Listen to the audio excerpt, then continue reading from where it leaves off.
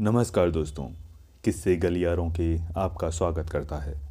आज की कहानी है मम्मी। लेखक सादत हसन मंटो।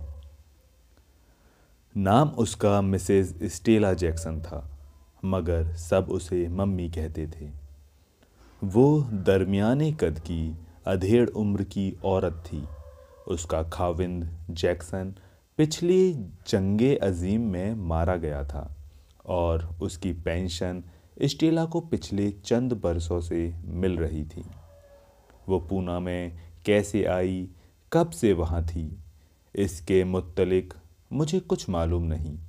दरअसल मैंने उसके महले वकू के मुत्तलिक कभी जानने की कोशिश ही नहीं की थी। वो इतनी दिलचस्प औरत थी कि उससे मिलकर सिवाय उसकी जात के और किसी चीज़ से दिलचस्पी नहीं रहती थी। उससे कौन वाबस्ता है, इसके बारे में जानने की ज़रूरत ही महसूस नहीं होती थी। मम्मी पूना के हर ज़र्रे से वाबस्ता थी।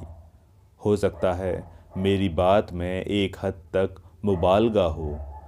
पूना मेरे लिए वही पूना है। उसके ज़र्रे वही ज़र्रे हैं जिनके साथ मेरी चंद यादें मुस्लिक हैं, और मम्मी की अजीबो गरीब शख्सियत हर एक ज़र्रे में मौजूद है। मम्मी से मेरी पहली मुलाकात पुणे ही में हुई। मैं निहायत सुस्त उल वजूद इंसान हूँ। यूं सैरो सयाहत की बड़ी बड़ी उमंगें मेरे दिल में मौजूद हैं। आप मेरी बातें सुने तो समझेंगे कि मैं अनकरीब कंचनजंगा या हिमालय की इसी किस्म की नाम की किसी और चोटी को सर करने के लिए निकलने वाला हूँ। ऐसा हो सकता है, मगर ये ज़्यादा अगलब है कि मैं चोटी सर करने के बाद वहीं का हो रहूं। खुदा मालूम मैं कितने बरस से बम्बई में था। आप इससे अंदाज़ा लगा सकते हैं कि जब मैं पूना गया तो मेरी बीबी मेरे साथ थी। एक लड़का पैदा होकर करीब करीब 4 बरस पहले मर भी चुका था। इस दौरान में ठहरिए, मैं हिसाब लगा लूँ। बस आप ये समझ लीजिए कि मैं कोई 8 बरस से बम्बई में था, मगर इस दौरान में मुझे बम्बई का विक्टोरिया गार्डन और म्यूज़ियम देखने की भी तौफीक नहीं हुई थी। ये तो महज इत्तेफाक था कि मैं एकदम पूना जाने के लिए तैयार हो गया। मैं जिस फिल्म कंपनी में मुलाजिम था, उसके मालिकों से एक निकम्मी सी बात पर दिल में नाराज़ी पैदा हो गई और मैंने सोचा कि तकद्दुर दूर करने के लिए पूना हुआ हूँ। वो भी इसलिए कि पास था और वहाँ मेरे चंद दोस्त रहते थे। हमें प्रभात नगर जाना था, जहाँ फिल्मों का मेरा एक पुराना साथी रहता था। स्टेशन से बाहर आकर मालूम हुआ कि प्रभात नगर काफ़ी दूर है, मगर हम तांगा ले चुके थे। सुस्तरू चीज़ों से मेरी तबीयत सख्त घबराती है, मगर मैं अपने दिल से कदूरत दूर करने के लिए पूना आया था, इसलिए मुझे प्रभात नगर पहुंचने में कोई उजलत नहीं थी। पूना के तांगे बहुत ही वाहियात किस्म के हैं। अलीगढ़ के इक्कों से भी ज़्यादा वाहियात। हर वक्त गिरने का खतरा लगा रहता है। घोड़ा आगे चलता है और सवारियां पीछे। अभी गर्द से अटे हुए एक दो बाजार ही उफ्ता ओ खींचा तय हुए थे कि मेरी तबीयत घबरा गई। मैंने अपना बीवी से मशवरा किया कि ऐसी सूरत में क्या करना चाहिए। उसने कहा कि धूप तेज है और जितने भी तांगे दिखाई दिए हैं सभी इसी किस्म के हैं। तांगा छोड़ दिया तो पैदल चलना पड़ेगा, और पैदल चलना तांगे की सवारी से ज़्यादा तकलीफ देह होगा। मैंने बीवी से इख्तिलाफ मुनासिब न समझा कि धूप वाकई तेज थी। तांगा कोई एक फलांग और आगे बढ़ा होगा कि पास से उसी हवन्नक टाइप का एक और तांगा गुजरा। मैंने उस तांगे को सरसरी तौर पर देखा ही था कि एकदम कोई चीखा, ओए मंटो के घोड़े। मैं चौंक पड़ा। चड्डा था, एक घिसी हुई मेम के साथ। दोनों जुड़ के बैठे हुए थे। मेरा पहला रद्दे अमल इंतहाई अफसोस था कि चड्डे की जमालियत हिस कहाँ गई जो ऐसी लाल लगामी के साथ बैठा हुआ है। उम्र का ठीक अंदाज़ा तो मैं उस वक्त न लगा सका था, मगर उस औरत की झुर्रियाँ मुझे पाउडर और रूस की तहों में से साफ नज़र आ रही थीं। उसका मेकअप इतना शोक था कि मेरी बसारत को सख्त कोफ्त हुई थी। चड्डे को मैंने एक अरसे के बाद देखा था। वो मेरा बेतकल्लुफ़ दोस्त था। ओए मंटो के घोड़े के जवाब में यकीनन मैंने भी कुछ इसी किस्म का नारा बुलंद किया होता, मगर चड्डे के साथ उस औरत को देखकर मेरी सारी बेतकल्लुफ़ी झुर्रियाँ झुर्रियाँ हो गईं। हम दोनों ने अपने अपने तांगे रुकवाए। मम्मी जस्ट अ मिनट, चड्डे ने अंग्रेजी में उस औरत से कहा और तांगे से कूदकर मेरी तरफ हाथ बढ़ाते हुए चीखा, तुम यहाँ। फिर उसने अपना बढ़ा हुआ हाथ बड़ी बेतकल्लुफ़ी से मेरी पुरतकल्लुफ़ बीवी से मिलाते हुए कहा, भाभी जान, आपने कमाल कर दिया। इस गुल मोहम्मद को आखिर आप खींचकर यहाँ ले ही आईं। मैंने पूछा, तुम जा कहाँ रहे हो? चड्डे ने ऊंचे सुरों में कहा, एक काम से जा रहा हूँ, तुम ऐसा करो। वो एकदम पलटकर मेरे तांगे वाले से मुखातिब हुआ, देखो साहब को हमारे घर ले जाओ और किराया विराया मत लेना इनसे। फिर फौरन ही निबटने के अंदाज में उसने मुझसे कहा, अब तुम जाओ, नौकर घर में होगा, बाकी तुम खुद देख लेना। और फांद कर वो अपने तांगे में उस बूढ़ी मेम के साथ बैठ गया जिसको उसने मम्मी कहा था। मम्मी जस्ट अ मिनट, ये मुझे एक गुना तस्कीन हुई थी, बल्कि यूं समझिए कि वो बोझ जो एकदम दोनों को साथ साथ देखकर मेरे सीने पर आन पड़ा था, काफ़ी हद तक हल्का हो गया था। चड्डी का तांगा चल पड़ा। मैंने अपने तांगे वाले से कुछ न कहा। 3 या 4 फलांग चलकर हमारा तांगा एक डाक बंगला नुमा किस्म की इमारत के पास रुक गया। तांगे वाले ने कहा, आइए साहब। मैंने पूछा, कहाँ? उसने जवाब दिया, चड्डा साहब का मकान यही है। ओह। मैंने सवालिया नज़रों से अपनी बीवी की तरफ देखा। उसके तेवर बता रहे थे कि वो चड्डे के मकान के हक में नहीं हैं। सच पूछिए तो वो पूना ही आने के हक में नहीं थी। उसको यकीन था कि पूना में मुझे पीने पिलाने वाले दोस्त मिल जाएंगे। तकद्दुर दूर करने का बहाना मेरे पास पहले ही से मौजूद है, इसलिए दिन रात उड़ेगी। मैं तांगे से उतर गया। अपना छोटा सा अटैची केस उठाने के बाद मैंने अपनी बीवी से कहा, चलो आओ। वो गालिबन मेरे तेवरों से जान गई थी कि उसे हर हालत में मेरा फैसला कबूल करना होगा। उसने हीलो हुज्जत न की और खामोशी से मेरे साथ चल पड़ी। बहुत मामूली किस्म का मकान था। ऐसा मालूम होता था कि मिलिट्री वालों ने आर्जी तौर पर एक छोटा सा बंगला बनवाया था, थोड़े दिन इस्तेमाल किया और फिर छोड़कर चलते बने। चूने और गज का काम बड़ा कच्चा था, जगह जगह से पलस्तर उखड़ा हुआ था। मकान का अंदरूनी हिस्सा वैसा ही था जैसा कि एक बेपरवाह कुंवारे का हो सकता है, जो फिल्मों का हीरो हो और ऐसी कंपनी में मुलाजिम हो जहां माहाना तनख्वाह हर तीसरे महीने मिलती हो, और वो भी कई किस्तों में। मुझे पूरा एहसास था कि वो औरत जो बीवी हो, ऐसे गंजे माहौल में यकीनन परेशानी और घुटन महसूस करेगी। मैंने सोचा कि चड्डा आ जाए तो उसके साथ हम प्रभात नगर चलें। वहाँ फिल्मों का मेरा एक पुराना साथी रहता है, उसकी बीवी और बाल बच्चे भी हैं। वहाँ के माहौल में मेरी बीवी कहर दरवेश बर जाने दरवेश 2-3 दिन गुजार सकती है। चिड्डे का नौकर भी अजीब लाउबाली आदमी था।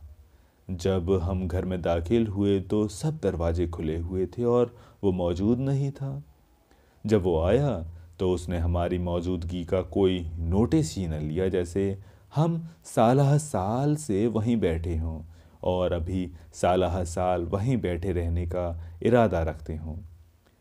जब वो हमारे कमरे में दाखिल होकर हमें देखे बगैर पास ही से गुजर गया तो मैं समझा कि शायद वो कोई मामूली सा एक्टर है जो चड्डे के साथ रहता है। जब मैंने उससे नौकर के बारे में इस्तिफसार किया तो मालूम हुआ कि वही ज़ाते शरीफ चड्डा साहब के चहीते मुलाजिम हैं। मुझे और मेरी बीवी हम दोनों को प्यास लग रही थी। हमने नौकर से पानी लाने को कहा तो वो गिलास ढूंढने लगा। बड़ी देर के बाद उसने एक टूटा हुआ मग अलमारी के नीचे से निकाला और बड़बड़ाया, रात 1 दर्जन गिलास साहब ने मंगवाए थे, मालूम नहीं किधर गए। मैंने उसके हाथ में पकड़े हुए शिकस्ता मग की तरफ इशारा किया। क्या आप इसमें तेल लेने जा रहे हैं? तेल लेने जाना बंबई का एक खास मुहावरा है। मेरी बीवी मुहावरे का मतलब न समझी और हंस पड़ी। नौकर किसी कदर बौखला गया। नहीं साहब, मैं तपास कर रहा था कि गिलास कहाँ है। मेरी बीवी ने नौकर को पानी लाने से मना कर दिया। उसने वो टूटा हुआ मग वापस अलमारी के नीचे इस अंदाज में रखा जैसे वही उसकी जगह हो, जैसे अगर उसे कहीं और रख दिया गया तो सारा घर का सारा निज़ाम दहरम बहरम हो जाएगा। फिर वो यूं कमरे से बाहर निकल गया जैसे उसको मालूम हो कि हमारे मुंह में कितने दांत हैं। मैं पलंग पर बैठा हुआ था जो गालिबन चड्डे का था। कुछ दूर ज़रा एक तरफ 2 आराम कुर्सियां पड़ी थीं और उनमें से एक पर मेरी बीवी बैठी पहलू बदल रही थी। काफ़ी देर तक हम दोनों खामोश रहे। फिर चड्डा आ गया। वो अकेला था। उसको इस बात का कतई एहसास नहीं था कि हम उसके मेहमान हैं और हमारी खातिरदारी उस पर लाजिम है। कमरे के अंदर दाखिल होते ही उसने मुझसे कहा, दैट इज़ दैट। तो तुम आ ही गए ओल्ड बॉय। आओ जरा स्टूडियो तक हो आएं। तुम साथ रहोगे तो एडवांस मिलने में आसानी हो जाएगी आज शाम को। मेरी बीवी पर उसकी नज़र पड़ी तो वो रुक गया, फिर खिलखिला कर हंसने लगा। भाभी जान, कहीं आपने इसे मौलवी तो नहीं बना दिया ना? फिर वो और जोर से हंसा। मौलवियों की ऐसी तैसी, उठो मंटो, भाभी जान यहाँ बैठती हैं, हम अभी आ जाएंगे। मेरी बीवी जलकर पहले ही से कोयला हो चुकी थी, अब बिल्कुल राख हो गई। मैं उठा और चड्डे के साथ हो लिया। मुझे मालूम था कि वो थोड़ी देर पेचो ताप खाएगी और फिर सो जाएगी, और यही हुआ। स्टूडियो पास ही था। चड्डा ने किसी मेहता जी के सिर चढ़कर एक अफरा तफरी में 200 रुपये वसूल किए और हम पौने घंटे के अंदर अंदर वापस घर लौट आए। हमने देखा कि मेरी बीवी आराम कुर्सी पर बड़े आराम से सो रही है, वरना हमने उसे बेआराम करना मुनासिब न समझा और दूसरे कमरे में चले गए जो कबाड़ खाने से मिलता जुलता था। उस कमरे में जो चीज़ भी मौजूद थी हैरत अंगेज तरीके पर टूटी हुई थी, और सब टूटी हुई चीज़ें मजमूई तौर पर एक सालिमगी इख्तियार कर चुकी थी। हर शय गर्द आलूद थी और उस आलूदगी में एक ज़रूरीपन था, जैसे गर्द की मौजूदगी उस कमरे की बूहीमी फ़ज़ा की तकमील के लिए लाजमी हो। चड्डी ने फौरन ही अपने नौकर को ढूंढ निकाला और उसे 100 रुपये का नोट देकर कहा, चीन के शहजादे, 2 बोतलें 3rd क्लास रम की ले आओ और निस्फ दर्जन गिलास। ये मुझे बाद में मालूम हुआ कि 3rd क्लास रम का मतलब 3x रम है। ये भी मुझे बाद में मालूम हुआ कि उसका नौकर सिर्फ चीन ही का नहीं, दुनिया के हर मुल्क का शहजादा है। चड्डे की ज़बान पर जिस मुल्क का नाम आ जाता, उसका नौकर उसी मुल्क का शहजादा बन जाता। चीन का शहजादा 100 का नोट उंगलियों में खड़खड़ाता हुआ चला गया। चड्डे ने टूटे हुए स्प्रिंग वाले पलंग पर बैठकर अपने होंठ 3x रम के इस्तकबाल में चटखारते हुए कहा, दैट इज़ दैट। तो आफ्टर ऑल तुम इधर आ ही निकले। फिर वो एकदम मुतफिक्र हो गया। यार भाभी का क्या होगा, वो तो घबरा जाएंगी। चड्डा बगैर बीवी के था, मगर उसको दूसरों की बीवियों का बहुत ख्याल रहता था। वो उनका इस कदर एहतराम करता था कि सारी उम्र कुंवारा रहना चाहता था। वो कहा करता था, यार शायद ये मेरा एहसास से कमतरी है कि मैं अभी तक इस नेमत से महरूम हूँ। जब कभी शादी का सवाल उठता है मैं फ़ौरन तैयार हो जाता हूँ, लेकिन बाद में ये सोचकर कि अगर मेरी शादी हो गई तो मैं दोस्तों की बीवियों का एहतराम कैसे कर पाऊँगा, मैं सारी तैयारी कोल्ड स्टोरेज में डाल देता हूँ। रम फ़ौरन ही आ गई और गिलास भी। चड्डे ने 6 गिलास मंगवाए थे, लेकिन चीन का शहजादा 3 लाया था कि 3 रास्ते में टूट गए थे। चड्डे ने खुदा का शुक्र किया कि बोतलें सलामत रहीं। उसने एक बोतल जल्दी जल्दी खोलकर कुंवारे गिलासों में डाली और कहा, तुम्हारे पुणे आने की खुशी में। हमने लंबे लंबे घूंट भरे और गिलास खाली कर दिए। दूसरा दौर शुरू करके वो उठा और दूसरे कमरे में जाकर देखा कि मेरी बीवी अभी तक सो रही है। उसको बहुत तरस आ रहा था। कहने लगा, मैं शोर मचाता हूँ, उनकी नींद खुल जाएगी, फिर ऐसा करेंगे, लेकिन ठहरो, पहले मैं चाय मंगवा लूँ। उसने रम का एक छोटा सा घूंट भरा और नौकर को आवाज़ दी, जमैका के शहजादे। जमैका का शहजादा फौरन ही आ गया। चड्डे ने कहा, देखो मम्मी से कहो एकदम फर्स्ट क्लास चाय तैयार करके भेज दे, एकदम। जमैका का शहजादा चला गया तो चड्डे ने अपना गिलास खाली किया और फिर एक शरीफाना पैग बनाकर कहा, मैं फ़िलहाल ज़्यादा नहीं पीऊँगा। पहले 4 पैग मुझे बहुत जज्बाती बना देते हैं। मुझे भाभी को छोड़ने तुम्हारे साथ प्रभात नगर जाना है। आधे घंटे के बाद चाय आ गई। बहुत साफ सुथरे बर्तन थे और बड़े सलीके से ट्रे में चुने गए थे। चड्डी ने तिकोजी उठाकर चाय की खुशबू सूंघी और मसरत का इजहार किया, मम्मी इज ज्वेल। फिर उसने इथोपिया के शहजादे पर बरसना शुरू कर दिया। उसने इतना शोर मचाया कि मेरे कान बिलबिला उठे। इसके बाद उसने ट्रे उठाई और मुझसे कहा, आओ। मेरी बीवी जाग रही थी। चड्डे ने ट्रे बड़ी सफाई से शिकस्ता तिपाई पर रखी और मुंह दबाना कहा, चाय हाजिर है बेगम साहब। मेरी बीवी को ये मजाक पसंद ना आया। उसने चाय की 2 प्याली पी ली कि बर्तन वगैरह साफ सुथरे थे और चाय अच्छी थी। 2 प्याली पीने के बाद उसको कुछ फरहत पहुंची तो उसने हम दोनों से मुखातिब होकर मानी खेज लहजे में कहा, आप तो अपनी चाय शायद पहले ही पी चुके हैं। मैंने कोई जवाब न दिया, मगर चड्डे ने झुककर बड़ी ईमानदाराना तौर पर कहा, जी हाँ, ये गलती हमसे सरजद हो चुकी है, लेकिन हमें यकीन था कि आप हमारी गलती ज़रूर माफ़ कर देंगी। मेरी बीवी मुस्कुराई तो वो खिलखिला के हंस पड़ा। हम दोनों बहुत ऊंची नस्ल के सुअर हैं जिन पर हर हराम शय हलाल है। चलिए अब हम आपको मस्जिद तक छोड़ाएं। मेरी बीवी को फिर चड्डे का मजाक पसंद ना आया। दरअसल मेरी बीवी को चड्डे ही से नफरत थी, बल्कि यूं कहिए कि उसको मेरे हर दोस्त से नफरत थी, और चड्डा तो बिलखुसूस उसे बहुत खलता था कि वो एहतराम के बावजूद बाज़ औक़ात बेतकल्लुफ़ी की हुदूद फांद जाता था, मगर चड्डे को इसकी कोई परवाह नहीं थी। मेरा ख्याल है उसने कभी इसके बारे में सोचा ही नहीं था। वो ऐसी फिजूल बातों में दिमाग खर्च करना और ऐसी इंडोर गेम समझता था जो लूडो से कई गुना लायानी है।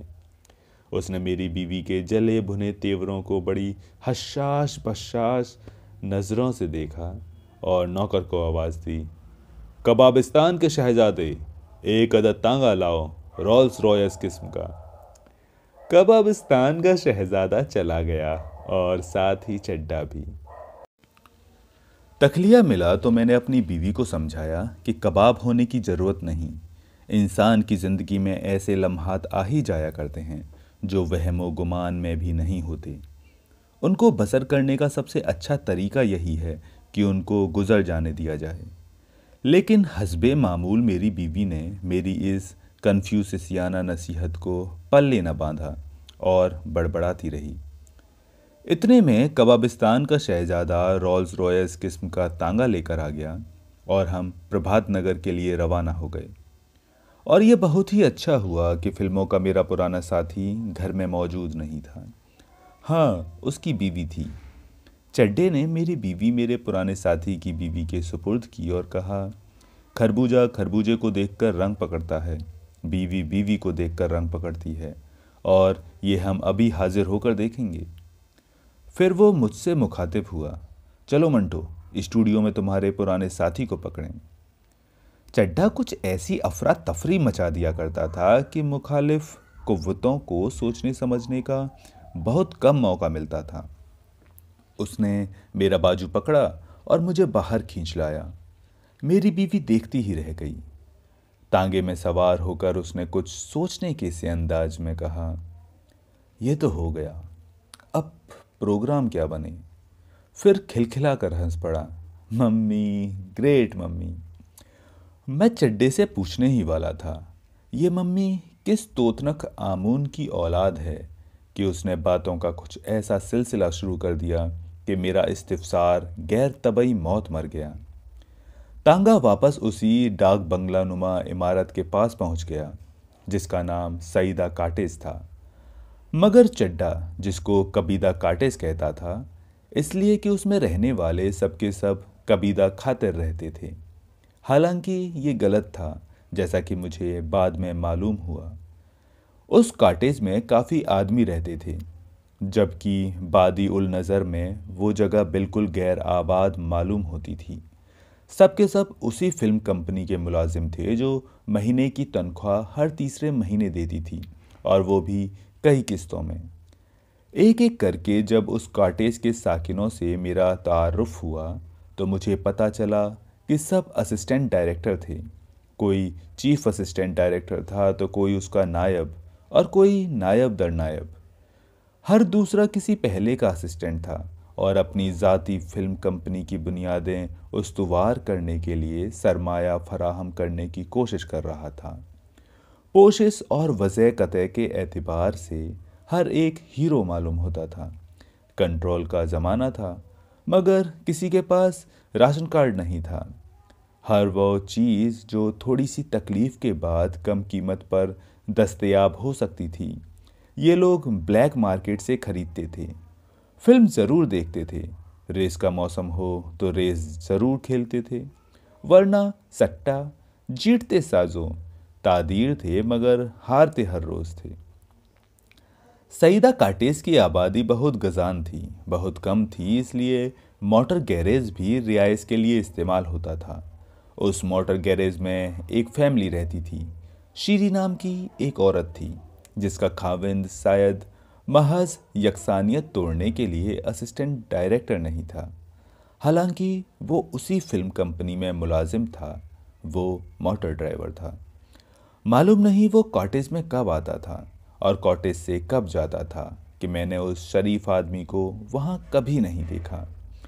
शीरी के वतन से एक छोटा सा लड़का था जिसको कॉटेज के तमाम साकिन फुर्सत के औकात में प्यार करते थे।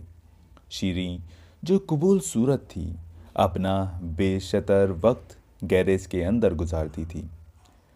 कॉटेज का मुअज्जी हिस्सा चड्डे और उसके दो साथियों के पास था। ये दोनों भी एक्टर थे, मगर हीरो नहीं थे। इनमें एक सईद था जिसका फिल्मी नाम रंजीत कुमार था। चड्डा कहा करता था, सईदा काटेज इसी खरजात के नाम की रियायत से मशहूर है। दरअसल इसका नाम कबीदा काटेज ही था। सईद खुश शक्ल था और बहुत कम गो। चड्डा उससे कछुआ कहा करता था, इसलिए कि वो हर काम बहुत आहिस्ता आहिस्ता करता था। दूसरे एक्टर का नाम मालूम नहीं क्या था, मगर सब उसे गरीब नवाज कहते थे। वो हैदराबाद के एक मुतमविल घराने से ताल्लुक़ रखता था और एक्टिंग के शौक़ में वो पूना चला आया था। तनख्वाह उसकी 250 रुपये माहवार मुकर्रर थी। 1 बरस हो गया था उसे मुलाजिम हुए, मगर इस दौरान में उसने सिर्फ एक दफ़ा 250 रुपये बतौर एडवांस लिए थे, वो भी चड्डे के लिए कि चड्डे पर एक बड़े खूंखार पठान के कर्ज का आयदगी लाजिम हो गई थी। अदब लतीफ़ किस्म की इबारत में फ़िल्मी कहानियाँ लिखना उसका शुगल था। कभी कभी शेर भी मौजू कर लिया करता था। कार्टिस का हर शख्स उसका मकरूज था। एल ब्रादरान अकील और शकील थे। दोनों किसी असिस्टेंट डायरेक्टर के असिस्टेंट थे और बरअक्स नाम नेहंद नामे जंगी बाकाफूर की ज़रबो मिसल के इब्ताल की कोशिश में हमातन मसरूफ़ रहते थे। बड़े तीन यानी चड्डा, सईद और गरीब नवाज हर वक्त शीरी का ख्याल रखते थे। वे तीनों एक साथ गैरेज में नहीं जाते थे। तीनों जब कॉटेज के बड़े कमरे में जमा होते तो उनमें से एक उठकर गैरेज में चला जाता और गैरेज में बैठकर शीरी से घरेलू मामलात पर बातचीत करता रहता। बाकी दोनों अपने अशगाल में मसरूफ़ रहते। जो असिस्टेंट किस्म के लोग थे वो शीरी का हाथ बटाया करते थे। कभी बाजार से सौदा सुलफ ला दिया, कभी लॉन्ड्री में कपड़े धुलने दे आए और कभी रोते बच्चे को बहला दिया। सईदा काटेस के साकिनों में कबीदा खातिर कोई भी न था। सबके सब मसरूर थे। उनमें से कभी कोई अपनी कबीदगी का, अपने हालात की नमुशाअदत का जिक्र करता भी तो बड़े शादा व फरहा अंदाज में। इसमें कोई शक नहीं कि उनकी सबकी ज़िंदगी बहुत दिलचस्प थी। हम काटेस के गेट में दाखिल हुए ही थे कि गरीब नवाज काटेस से बाहर निकलता हुआ दिखाई दिया। चड्डे ने उसकी तरफ गौर से देखा और अपनी जेब में हाथ डालकर कई नोट निकाले और गिने बगैर गरीब नवाज को दे दिए। 4 बोतलें स्कॉच की, कमी आप पूरी कर दीजिएगा, बेशी हो तो मुझे वापस मिल जाए। गरीब नवाज के हैदराबादी होठों पर गहरी सांवली मुस्कुराहट नमूदार हुई। चड्डा खिलखिलाकर हंस पड़ा और मेरी तरफ देखकर उसने गरीब नवाज से कहा, ये मिस्टर 1-2 हैं, लेकिन इनसे मुफस्सिल मुलाकात की इजाज़त इस वक्त नहीं मिल सकती। ये रम पिए हुए हैं, शाम को स्कॉच आ जाए तो, लेकिन आप जाइए। गरीब नवाज चला गया तो हम काटेज में दाखिल हुए। चड्डे ने एक जोर की जमाई ली और रम की बोतल उठाई जो निस्फ से ज़्यादा खाली थी। उसने रोशनी में मिकदार का सरसरी अंदाज़ा किया और नौकर को आवाज़ दी, कजाकिस्तान के शहजादे। जब कजाकिस्तान का शहजादा नमूदार न हुआ तो चड्डे ने अपने गिलास में एक बड़ा पैग डालते हुए कहा, ज़्यादा पी गया है कमबख्त। गिलास चढ़ाकर वो कुछ फिक्रमंद हो गया। यार, तुम भाभी को खामखा ले आए। खुदा की कसम, मुझे अपने सीने पर एक बोझ सा महसूस हो रहा है। फिर उसने खुद ही को अपनी तस्कीन दी, मेरा ख्याल है वो बोर नहीं होंगी वहाँ। मैंने कहा, हाँ, वहाँ रहकर वो मेरे कत्ल का फौरी इरादा नहीं कर सकती। मैंने अपने गिलास में थोड़ी सी रम डाली जिसका जायका बुसे हुए गुड़ की तरह था। जिस कबाड़ खाने में हम बैठे हुए थे उसमें सलाखों वाली 2 खिड़कियां थीं जिनसे बाहर का गैर आबाद हिस्सा नज़र आता था। खिड़की से किसी के बाआवाज़ बुलंद चड्डा नाम लेकर पुकारने की आवाज़ सुनाई थी तो मैं चौंक पड़ा। मैंने गर्दन घुमाकर देखा तो म्यूज़िक डायरेक्टर वनकुत्रे दिखाई दिया। कुछ समझ में नहीं आता था कि वनकुत्रे किस नस्ल का है, मंगोली है, आर्य है या क्या भला है। कभी कभी उसके किसी खद्दोखाल को देखकर आदमी किसी नतीजे पर पहुंचने ही वाला होता कि तकाबुल में कोई और ऐसा नक्श नज़र आ जाता था कि फौरन ही नए सिरे से गौर करना पड़ जाता था। वैसे वो मरहटा था, मगर शिवाजी की तीखी नाक के बजाय उसके चेहरे पर बड़े हैरतनाक तरीके पर मुड़ी हुई चपटी नाक थी जो उसके ख्याल के मुताबिक उन सुरों के लिए बहुत ज़रूरी थी जिनका ताल्लुक बराहे रास्त नाक से होता है। वनकुत्रे ने मुझे देखा तो चिल्लाया, मंटो, मंटो सेठ। चड्डे ने वनकुत्रे से भी ज़्यादा ऊंची आवाज़ में चिल्लाकर कहा, सेठ की ऐसी तैसी, चल अंदर आ। वनकुतरे फौरन अंदर आ गया। उसने अपनी जेब में से हंसते हुए रम की एक बोतल निकाली और तिपाई पर रख दी। मैं साला उधर मम्मी के पास गया। वो बोला तुम्हारा फ्रेंड आयला। मैं बोला साला ये फ्रेंड कौन होने को हो सकता है। साला मालूम न था सालो मंटो है। चड्डे ने वनकुतरे के कद्दू पर ऐसे से सिर पर एक धौल जमाई। अब चिपक साले कि तू रम ले आया। बस ठीक है। वनकुतरे ने अपना सिर सहलाया और मेरा खाली गिलास उठाकर अपने लिए पैक तैयार किया। मंटो ये साला सुबह मिलने ही कहने लगा आज पीने को जी चाहता है। मैं एकदम कड़का, सोचा क्या करूं। चड्डे ने एक और धप्पा वनकुतरे के सिर पर जमाया। चल बे, जैसे तूने कुछ सोचा ही होगा। सोचा नहीं तो साला ये इतनी बड़ी बाटली कहां से आ गया, तेरे बाप ने दिया मुझको। और वनकुतरे ने एक ही जोरे में अपना गिलास खाली कर दिया। चड्डे ने वनकुतरे की बात सुनी अनसुनी कर दी और पूछा तू ये बता मम्मी क्या बोली। बोली थी वहां एल्मा कब आएगी, और हाँ वो प्लेटिनम ब्लॉन्ड। वनकुतरे ने जवाब में कुछ कहना चाहा, मगर चड्डे ने मेरा बाजू पकड़कर फौरन ही कहना शुरू कर दिया। मंटो खुदा की कसम क्या चीज़ है। सुना करते थे कि एक शय प्लेटिनम ब्लॉन्ड भी होती है, मगर देखने का इत्तेफाक कल हुआ। बाल जैसे चांदी के महीन तार। ग्रेट खुदा की कसम मंटो, बहुत ग्रेट। मम्मी जिंदाबाद। फिर चड्डे ने कहर आलूद निगाहों से वनकुतरे की तरफ देखा और कड़क कर कहा कनकुतरे के बच्चे, नारा क्यों नहीं लगाता मम्मी जिंदाबाद। चड्डे और वनकुतरे दोनों ने मिलकर मम्मी जिंदाबाद के कई नारे लगाए।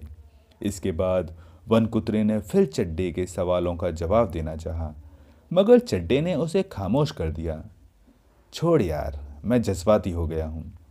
इस वक्त मैं ये सोच रहा हूँ कि आमतौर पर माशूक के बाल स्याह होते हैं, जिन्हें काली घटा से तशबीह दी जाती रही है, मगर यहाँ कुछ और ही सिलसिला है। फिर वो मुझसे मुखातिब हो गया। मंटो बड़ी गड़बड़ हो गई है। उसके बाल चांदी के तारों जैसे हैं। चांदी का रंग भी नहीं कहा जा सकता। मालूम नहीं प्लेटिनम का रंग कैसा होता है, मैंने ये धातु देखी नहीं है। कुछ अजीब सा रंग है उसके बालों का। फौलाद और चांदी को मिला दिया जाए तो शायद, और उसमें साली थोड़ी सी 3x रम मिक्स कर दी जाए। वनकुतरे ने दूसरा पैक खत्म किया। चड्डे ने भिन्ना कर वनकुतरे को एक फरबा अदाब गाली दी, बकवास न कर।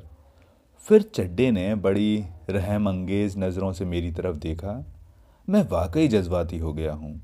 हाँ वो रंग, खुदा की कसम लाजवाब रंग है। वो तुमने देखा है, वो जो मछलियों के पेट पर होता है। नहीं नहीं, मछलियों के पेट पर नहीं, मछली के पूरे जिस्म पर होता है। पॉम्फ्रेट मछली, उसके वो क्या होते हैं नन्हे नन्हे। नहीं नहीं, सांपों के वो नन्हे नन्हे खपरे।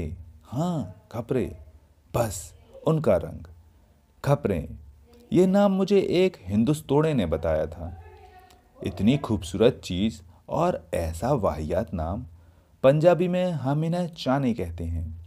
चाने में चंचनाहट है, वही, बिल्कुल वही जो उसके बालों में है। उसकी लटें नन्ही नन्ही सपोलियाँ मालूम होती हैं जो लोट लगा रही हों। चड्डा एकदम उठ बैठा।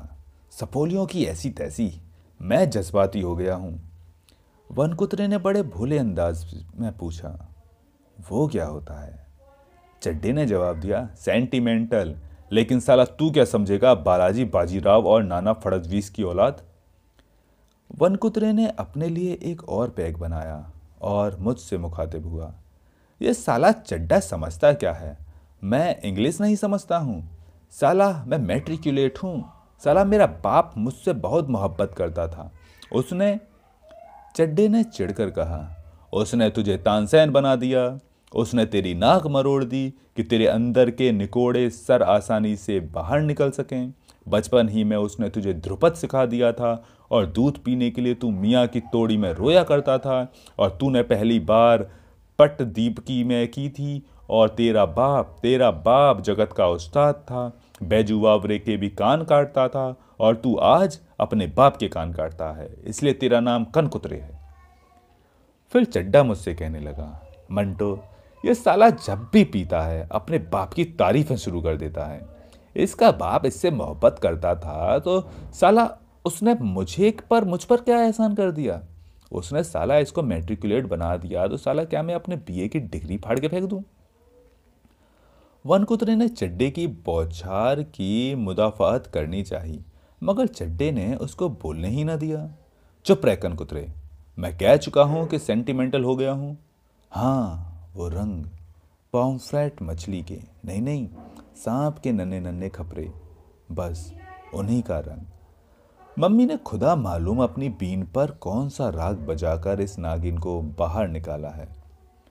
वन कुतरे ने कुछ सोचते हुए कहा, तुम पेटी मंगवाओ, मैं बजाता हूँ।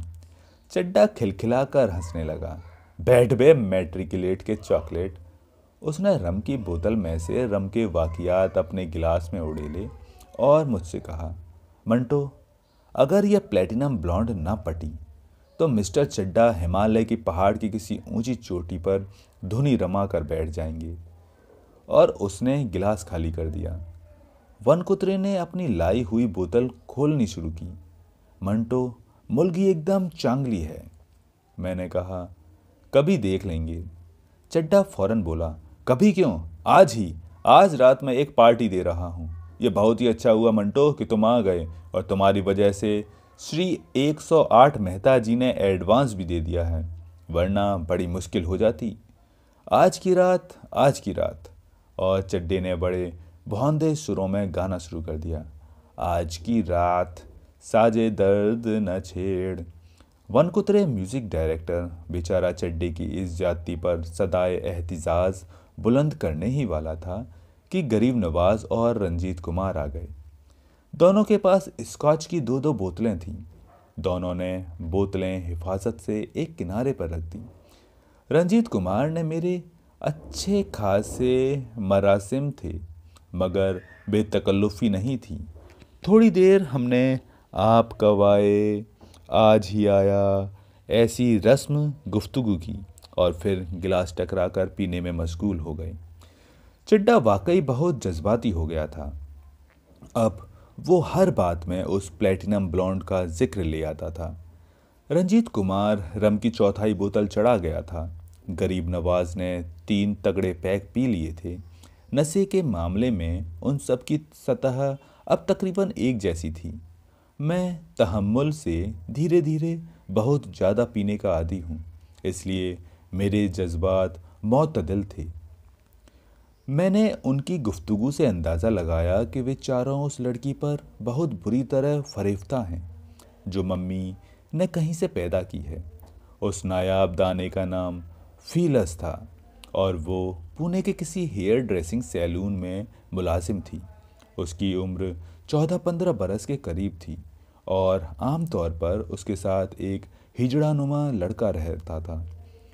गरीब नवाज तो यहाँ तक उस पर गर्म था कि हैदराबाद में अपने हिस्से की जायदाद बेचकर दांव पर लगाने के लिए तैयार था। चड्डे के पास तुर्प का सिर्फ एक पत्ता था, उसका कबूल सूरत होना। वन कुतरे का बजौम खुद ये ख्याल था कि उसकी पेटी सुनकर वो परी शीशे में उतर आएगी, और रंजीत कुमार जारहाना इकदाम ही को कारगर समझता था। लेकिन सब यही सोचते थे कि देखें मम्मी किस पर मेहरबान होती हैं। इन सब बातों से मैंने ये अंदाज़ा लगाया था कि उस प्लेटिनम ब्लॉन्ड को, जिसका नाम फीलस था, वो औरत जिसे मैंने चड्डा के साथ तांगे में देखा था, किसी एक के हवाले कर सकती है। फीलस की बातें करते करते चड्डे ने अचानक अपनी घड़ी देखी और मुझसे कहा, जहन्नम में जाए वो लौंडिया, चलो यार, भाभी वहाँ कबाब हो रही होंगी। यार मैं कहीं वहाँ भी सेंटिमेंटल ना हो जाऊं। खैर तुम संभाल लेना। अपने गिलास के आखिरी चंद कतरे हलक में टपका कर उसने नौकर को आवाज़ दी, मिस्र के शहजादे। मम्मियों के मुल्क मिस्र का शहजादा आंखें मलता हुआ नमूदार हुआ, जैसे किसी ने उसको सदियों के बाद खोद खोद के बाहर निकाला हो। चड्डे ने इसके चेहरे पर मेरे गिलास में से रम के कई छींटे मारे और कहा, 2 अदद तांगे ले आओ, मिस्र रथ मालूम हो। तांगे आ गए और हम चारों उन पर लदकर प्रभात नगर रवाना हो गए। फिल्मों का मेरा पुराना साथी हरीश घर पर मौजूद था और मेरा इंतज़ार कर रहा था। उस दूर दराज जगह पर भी उसने मेरी बीवी की खातिर मदारात में कोई दकीफ़ा फिरोगुजास्त नहीं किया था। चड्डे ने आंखों के इशारे से हरीश को सारा मामला समझा दिया और ये बहुत कारआमद साबित हुआ। हरीश ने औरतों का माहिरे नफ्सियात बनकर हम सब की मौजूदगी से बड़ी पुरलुफ्त बातें की और फिर यकायक मेरी बीवी से दरख्वास्त की कि वो उसकी शूटिंग देखने चले जो उसी रात होने वाली थी।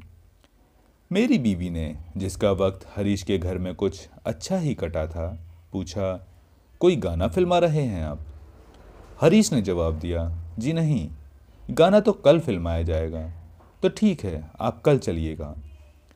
हरीश की बीवी, जो शूटिंग देख देख कर और दिखा दिखा कर आजिज आ चुकी थी, ने फौरन मेरी बीवी से कहा, हाँ कल ठीक रहेगा, आज तो वैसे भी आपको सफ़र की थकान होगी।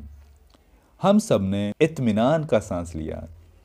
हरीश ने फिर कुछ देर पुरलुत्फ बातें की और आखिर में मुझसे कहा, चलो यार, तुम मेरे साथ चलो। उसने मेरे तीनों साथियों की तरफ देखा। मंटो मेरे साथ चल रहा है। हमारे सेठ साहब को एक कहानी की ज़रूरत है और मैं मंटो के बारे में बात कर चुका हूँ। मैंने अपनी बीवी की तरफ देखा, भाई इनसे इजाज़त तो ले लो। मेरी बीवी जाल में फंस चुकी थी। उसने कहा, मैंने बॉम्बे से चलते वक्त इनसे कहा भी था कि अपना डॉक्यूमेंट के साथ ले चलिए, पर इन्होंने मेरी एक न मानी। अब ये कहानी क्या सुनाएंगे? हरीश ने फौरन कहा, यार तुम भी अजीब गैर जिम्मेदार आदमी हो, कहानी ज़बानी सुना सकते हो? मैंने इत्मीनान से कहा, हाँ ऐसा हो सकता है। फिर चड्डे ने ड्रामे में तकमीली टच दिया, तो भाई हम चलते हैं, कल मिलेंगे। और वो तीनों सलाम नमस्ते वगैरह करके चले गए। थोड़ी देर के बाद मैं और हरीश बाहर निकले।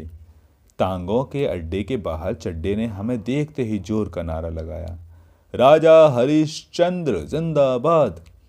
हरीश के सिवा हम चारों मम्मी के घर की तरफ रवाना हो गए। हरीश को अपनी एक दोस्त के यहाँ जाना था। वो भी एक कॉटेज थी। शक्ल सूरत और साख्त के एतबार से सईदा कॉटेज जैसी, मगर इतनी साफ सुथरी कि मम्मी के सलीके और करीने का पता चलता था। फर्नीचर मामूली था, मगर जो चीज़ जहाँ थी सजी हुई थी। प्रभात नगर से चलते वक्त मैंने सोचा था कि कोई कहवा खाना होगा, मगर उस घर की किसी चीज़ से भी वसारत को ये शक नहीं होता था कि वो घर वैसा ही शरीफाना था जैसा कि एक औसत दर्जे के ईसाई का घर होता है, बल्कि वो घर मम्मी की उम्र के मुकाबले से जवान दिखाई देता था। उस पर वो मेकअप नहीं था जो मैंने मम्मी के झुर्री वाले चेहरे पर देखा था। जब मम्मी ड्राइंग रूम में आई थीं तो मैंने सोचा था कि गिरदो पेश की जितनी चीज़ें हैं वे आज की नहीं, बहुत बरसों की हैं। वे वैसी की वैसी पड़ी रही हैं, उनकी उम्र वही की वहीं रही है, सिर्फ मम्मी उनके आगे निकलकर बूढ़ी हो गई है। जब मैंने मम्मी के गहरे और शोख मेकअप की तरफ देखा था तो मेरे दिल में न जाने क्यों ये ख्वाहिश पैदा हुई थी कि वो भी अपने गिरदो पेश के माहौल की तरह संजीदा व मतीन तौर पर जवान बन जाए। चड्डे ने मम्मी से मेरा तारुफ कराया, जो बहुत मुख्तसर था, और इख्तिसार ही के साथ उसने मम्मी के मुत्तलिक मुझसे कहा, ये मम्मी हैं, द ग्रेट मम्मी। मम्मी अपनी तारीफ सुनकर मुस्कुरा दी। मेरी तरफ देख कर उसने चड्डे से अंग्रेजी में कहा, तुमने चाय मंगवाई थी? हस्बे मामूल निहायत अफरा तफरी से, मालूम नहीं उन्हें पसंद भी आई होगी या नहीं। फिर वो मुझसे मुखातिब हुआ, मिस्टर मंटो, मैं बहुत शर्मिंदा हूँ। असल में सारा कसूर तुम्हारे दोस्त का है।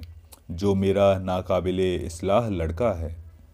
मैंने मुनासिब व मौजू अल्फाज में चाय की तारीफ़ की और शुक्रिया अदा किया। मम्मी ने मुझे फिजूल की तारीफ़ से मना किया और चड्डे से कहा, रात का खाना तैयार है और ये मैंने इसलिए तैयार किया है कि तुम ऐन वक्त के वक्त मेरे सिर पर सवार हो जाओगे। चड्डे ने मम्मी को गले से लगा लिया। You are a jewel mummy, ये खाना अब हम खाएंगे। मम्मी ने चौंक कर पूछा, क्या मतलब? नहीं, हरगिज नहीं। चड्डे ने कहा, हम मिसेस मंटो को प्रभात नगर छोड़ आए हैं।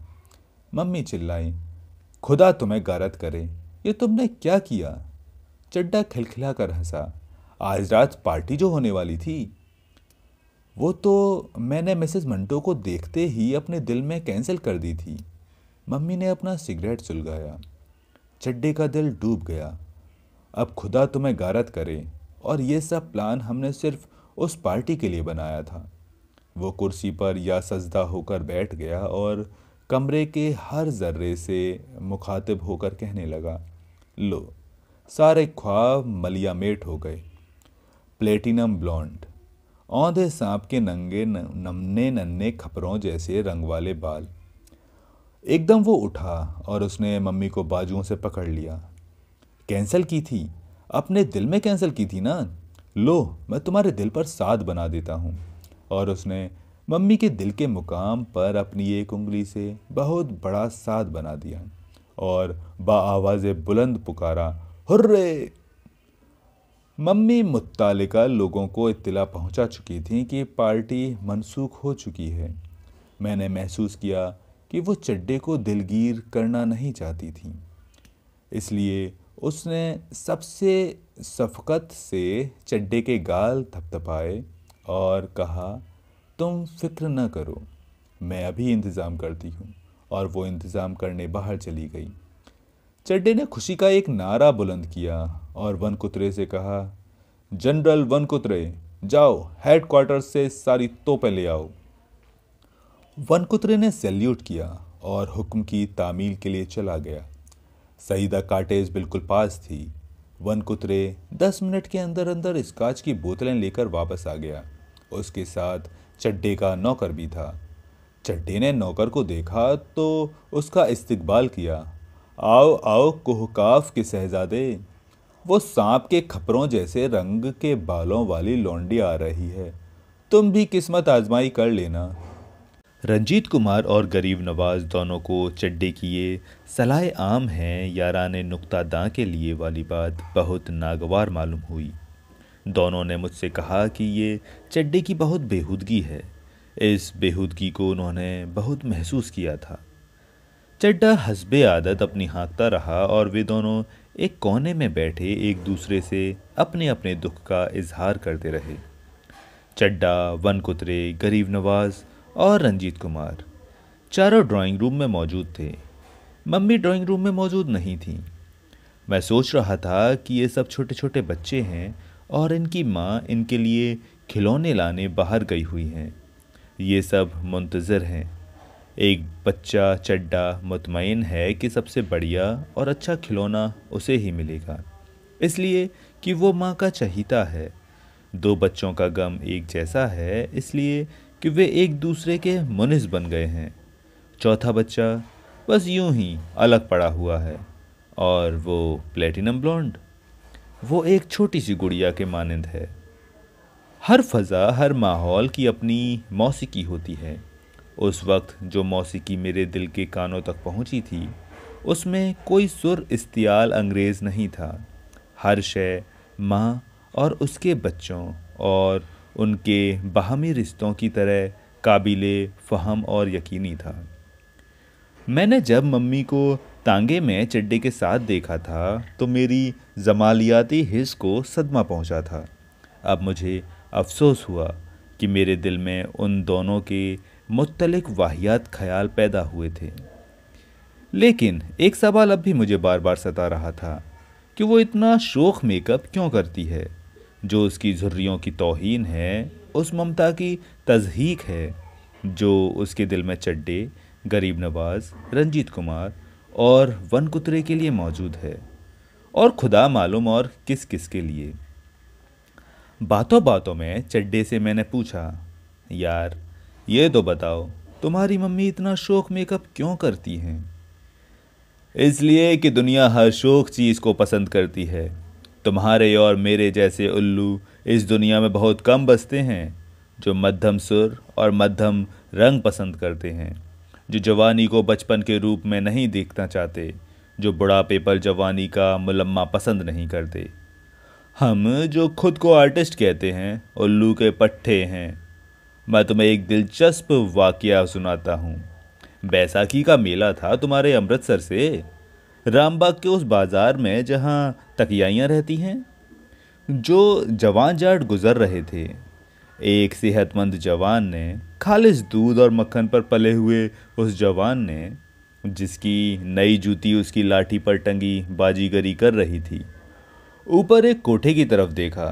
निहायत वाहियात रंगों में लिपी पुती एक स्याह फाम टकियाई को देखकर, जिसकी तेल में चुपड़ी हुई बबरियां उसके माथे पर बड़े बेहनाम तरीके पर जमी हुई थीं, उस सेहतमंद जवान ने अपने साथी की पसलियों में ठोका देकर कहा, ओए लैणसिया वेख, ओए ऊपर वेख, असी तो पिंड विच मंजाई।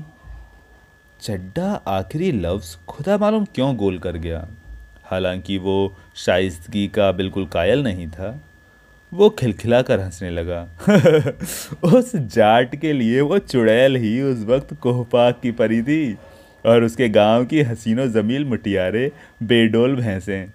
हम सब चुगद हैं, दरमियाने दर्जे के, इसलिए कि इस दुनिया में कोई चीज़ अव्वल दर्जे की नहीं है, तीसरे दर्जे की है या दरमियाना दर्जे की।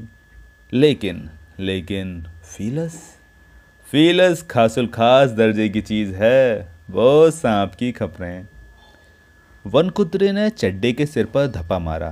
खपरे खपरे, तुम्हारा मस्तक फिर गया है। चड्डे ने अपने बालों में उंगलियों से कंघी करते हुए कहा, ले साले अब तू सुना, तेरा बाप तुझसे कितनी मोहब्बत करता था। वन कुतरे बहुत संजीदा होकर मुझसे मुखातिब हुआ। बाई गॉड, वह मुझसे बहुत मोहब्बत करता था। मैं 15 ईयर्स का था कि उसने मेरी शादी बना दी। चड्डा जोर से हंसा। तो मैं कार्टून बना दिया उस साले ने। भगवान उसे स्वर्ग में कैरियल की पेटी दे कि वो उसे वहां बजा बजा कर तुम्हारी दूसरी शादी के लिए कोई हूर ढूंढता फिरे। वनकुतरे और भी संजीदा हो गया। मंटो, मैं झूठ नहीं कहता, मेरी वाइफ एकदम ब्यूटीफुल है हमारी फैमिली में। अरे तुम्हारी फैमिली की ऐसी तैसी, फीलस की बात करो, उससे ज़्यादा और कोई खूबसूरत नहीं हो सकता। चड्डी ने गरीब नवाज और रंजीत कुमार की तरफ देखा, जो कोने में बैठे फीलस के हुस्न के मुतल्लिक एक दूसरे से अपनी अपनी राय का इजहार कर रहे थे। गन पाउडर प्लाट के बनियों, अच्छी तरह सुन लो, तुम्हारी कोई साजिश कामयाब नहीं होगी। मैदान चड्डे के हाथ रहेगा। क्यों वेल्स के शहजादे? वेल्स का शहजादा टुकुर टुकुर देख रहा था। चड्डे ने जोर का कहकहा लगाया। गरीब नवाज और रंजीत कुमार एक दूसरे से फीलस के बारे में घुल मिलकर बातें तो कर ही रहे थे, वो अपने अपने दिमाग में फीलस को हासिल करने की मुख्तलिफ स्कीमें भी बना रहे थे, और ये उनके तर्ज गुफ्तगू से साफ आया था। शाम गहरी हो चली थी। ड्राइंग रूम में अब बिजली के बल्ब रोशन थे। चड्डा मुझसे बम्बई की फिल्म इंडस्ट्री के ताज़ा हालात सुनता रहा था कि बाहर बरामदे में मम्मी की तेज़ तेज़ आवाज़ सुनाई दी। चड्डे ने नारा बुलंद किया और बाहर चला गया। गरीब नवाज ने रंजीत कुमार की तरफ और रंजीत कुमार ने गरीब नवाज की तरफ मानिखेज नज़रों से देखा और फिर दोनों दरवाजे की जानिब देखने लगे। मम्मी चहकती हुई अंदर दाखिल हुई। उसके साथ 4-5 एंग्लो इंडियन लड़कियां थीं, मुख्तलिफ कदो कामत और खतूत की, पोली, डॉली, किटी, एल्मा और थेल्मा, और वो हिजड़ानुमा लड़का जिसे चड्डा सिसी कहकर पुकारता था। फीलस सबसे आखिर में दाखिल हुई चड्डे के साथ। चड्डे का एक बाजू उस प्लेटिनम ब्लॉन्ड की पतली कमर में हमाइल था। मैंने गरीब नवाज और रंजीत कुमार का रद्द अमल नोट किया। उनको चड्डे की ये नुमाइशी फतेहमंदाना हरकत पसंद नहीं आई थी। लड़कियों के नाजिल होते ही एक शोर बरपा हो गया। एकदम इतनी अंग्रेजी बरसी कि वनकुत्रे मैट्रिकुलेशन के इम्तिहान में कई बार फेल हुआ, मगर उसने कोई परवाह न की और बराबर बोलता रहा।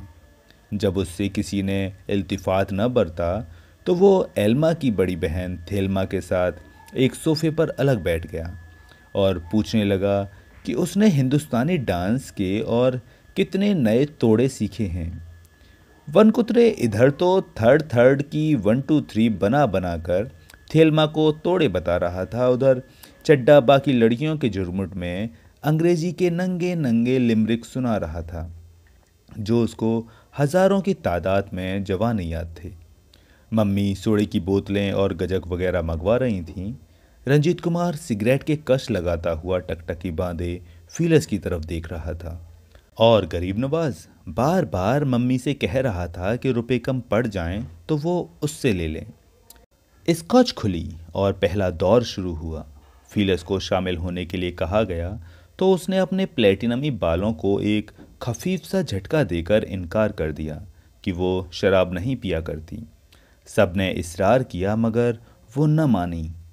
चड्डे ने बददिली का इजहार किया तो मम्मी ने फीलस के लिए हल्का सा मशरूब तैयार किया और गिलास उसके होठों के साथ लगाकर बड़े प्यार से कहा, बहादुर लड़की बनो और पी जाओ।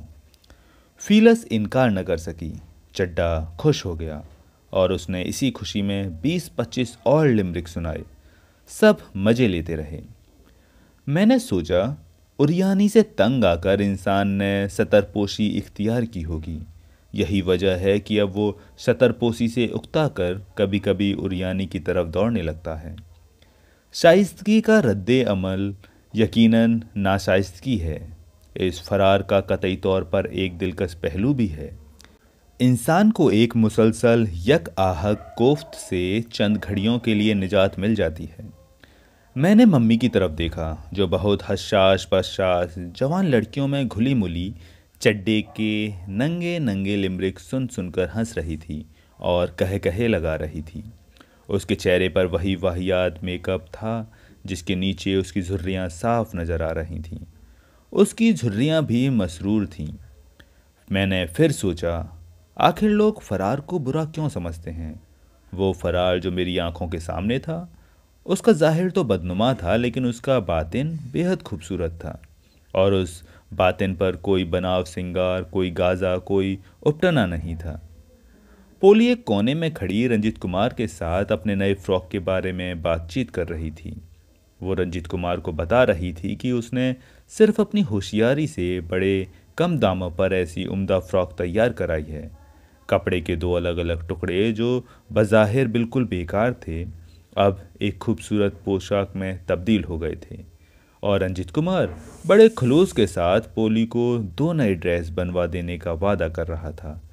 हालांकि उसे फिल्म कंपनी से इतने रुपए यकमुश्त मिलने की हरगिज उम्मीद नहीं थी। डॉली अलग बैठी गरीब नवाज से कुछ कर्ज मांगने की कोशिश कर रही थी। वो गरीब नवाज को यकीन दिला रही थी कि वो दफ्तर से तनख्वाह मिलने पर यह कर्ज जरूर अदा कर देगी। गरीब नवाज को कतई तौर पर मालूम था कि डॉली हस्बे मामूल ये रुपए कभी वापस नहीं देगी, मगर वो उसके वादे पर एतबार किए जा रहा था। थेल्मा थी कि वनकुत्रे से तांडव नाच के बड़े मुश्किल तोड़े सीख रही थी।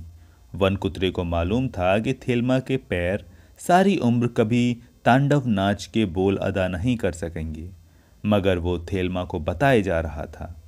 थेल्मा अच्छी तरह जानती थी कि वो अपना और वनकुत्रे का वक्त ज़ाया कर रही है, मगर वो बड़े शौक और इन्हिमाक से वनकुत्रे की बातें सुन रही थी। एल्मा और किटी दोनों पिए जा रही थीं और आपस में किसी आलली की बात कर रही थी जिसने पिछली रेस में उनसे खुदा मालूम कब का बदला लेने की खातिर उन्हें गलत टिप दी थी। चड्डा तो बस फीलस के सांप के खपरे ऐसे रंग के बालों को पिघले हुए सोने के रंग के स्कॉच में मिला मिला कर पी रहा था। फीलस का हिजड़ानुमा दोस्त बार बार जेब से कंघी निकाल रहा था और अपने बाल संवार रहा था। और मम्मी वो कभी इससे बात कर रही थी, कभी उससे। वो कभी सोडे खुलवाती थी तो कभी टूटे हुए गिलास उठवाती थी। उसकी निगाह सब पर थी, उस बिल्ली की तरह जो बज़ाहिर आंखें बंद किए किए सुस्ताती है, मगर जानती है कि उसके बच्चे कहाँ कहाँ हैं और क्या क्या शरारत कर रहे हैं। इस दिलचस्प तस्वीर में कौन सा रंग, कौन सा खत गलत था। ऐसा मालूम होता था कि मम्मी का वो भड़कीला और शोख मेकअप भी उस तस्वीर का एक ज़रूरी जज है। गालिब कहता है, कैदे हयात व बंदे गम असल में दोनों एक हैं, मौत से पहले आदमी गम से निजात पाए क्यों। कैदे हयात और बंदे गम जब असलन एक हैं तो ये क्या फ़र्ज़ है कि आदमी मौत से पहले थोड़ी देर के लिए निजात हासिल करने की कोशिश न करे। इस निजात के लिए कौन मलकुल मौत का इंतज़ार करे। क्यों ना आदमी चंद लम्हात के लिए खुद फरेबी के दिलचस्प खेल में हिस्सा ले। मम्मी सबकी तारीफ में रद्बुल लिसान थी। उसके पहलू में एक ऐसा दिल था जिसमें सबके लिए ममता थी। मैंने सोचा मम्मी ने शायद इसलिए अपने चेहरे पर रंग मल लिया है कि लोगों को उसकी असलियत मालूम ना हो। मम्मी में शायद इतनी जिस्मानी कुव्वत नहीं थी कि वो हर एक की माँ बन सकती। उसने अपनी शफ़क़त और मोहब्बत के लिए चंद लोग चुन लिए थे और बाकी सारी दुनिया को छोड़ दिया था। मम्मी को मालूम नहीं था कि चड्डा एक तगड़ा पैक फीलस को पिला चुका है, चोरी छिपे नहीं, सबके सामने। मम्मी उस वक्त अंदर बावर्ची खाने में पोटैटो चिप्स तल रही थी। फीलस नशे में थी, गहरे सुरूर में। जिस तरह उसके पालिश किए हुए फौलाद के रंग के बाल आहिस्ता आहिस्ता लहरा रहे थे, उसी तरह वो खुद भी लहरा रही थी। रात के 12 बज चुके थे। वन कुतरे अब थेल्मा को तोड़े सिखाने के बाद ये बता रहा था कि उसका बाप साला उससे बहुत मोहब्बत करता था और चाइल्डहुड ही में उसने उसकी शादी बना दी थी और उसकी वाइफ बहुत ब्यूटीफुल है। गरीब नवाज आखिर डॉली को कर्ज देकर भूल भी चुका था। रंजीत कुमार अपने साथ पोली को कहीं बाहर ले गया था। एल्मा और किटी जहां भर की बातें कर कर के थक गई थीं और आराम कर रही थीं। तिपाई के इर्द गिर्द चड्डा, फीलस, उसका हिजड़ानुमा दोस्त और मम्मी बैठे हुए थे। चड्डा अब जज्बाती नहीं था। फीलस उसके पहलू में बैठी थी, जिसने पहली दफ़ा अपने बदन में शराब का सुरूर महसूस किया था। फीलस को हासिल करने का अज़्म चड्डे की आंखों में साफ मौजूद था और मम्मी इससे गाफिल नहीं थी। थोड़ी देर के बाद फीलस का हिजड़ानुमा दोस्त सोफे पर दराज हो गया और अपने बालों में कंघी करते करते सो गया। गरीब नवाज ने मानीखेज नज़रों से एल्मा की तरफ देखा। एल्मा ने किटी से कुछ कहा और उठकर गरीब नवाज के साथ कहीं चली गई। किटी ने मम्मी से किसी मार्गरेट के बारे में बात की और रुखसत लेकर चली गई। वनकुतरे ने आखिरी बार अपनी बीवी की खूबसूरती की तारीफ की, फीलस की तरफ हसरत भरी नज़रों से देखा, फिर थेल्मा का बाजू थाम कर उसके साथ कमरे से बाहर निकल गया। एकदम जाने क्या हुआ कि चड्डे और मम्मी में गर्मा गर्म बातें शुरू हो गईं। चड्डे की जबान लड़खड़ा रही थी और वो एक नाखलक बच्चे की तरह मम्मी से बदज़बानी कर रहा था। फीलस ने चड्डे और मम्मी में मुसालहत की महीन सी कोशिश की, मगर चड्डा तो हवा के घोड़े पर सवार था। वो फीलस को अपने साथ सईदा काटिस में ले जाना चाहता था और मम्मी इसके खिलाफ थी। वो बहुत देर तक चड्डे को समझाती रही कि वो अपने इरादे से बाज आए, मगर चड्डा कुछ सुन नहीं रहा था।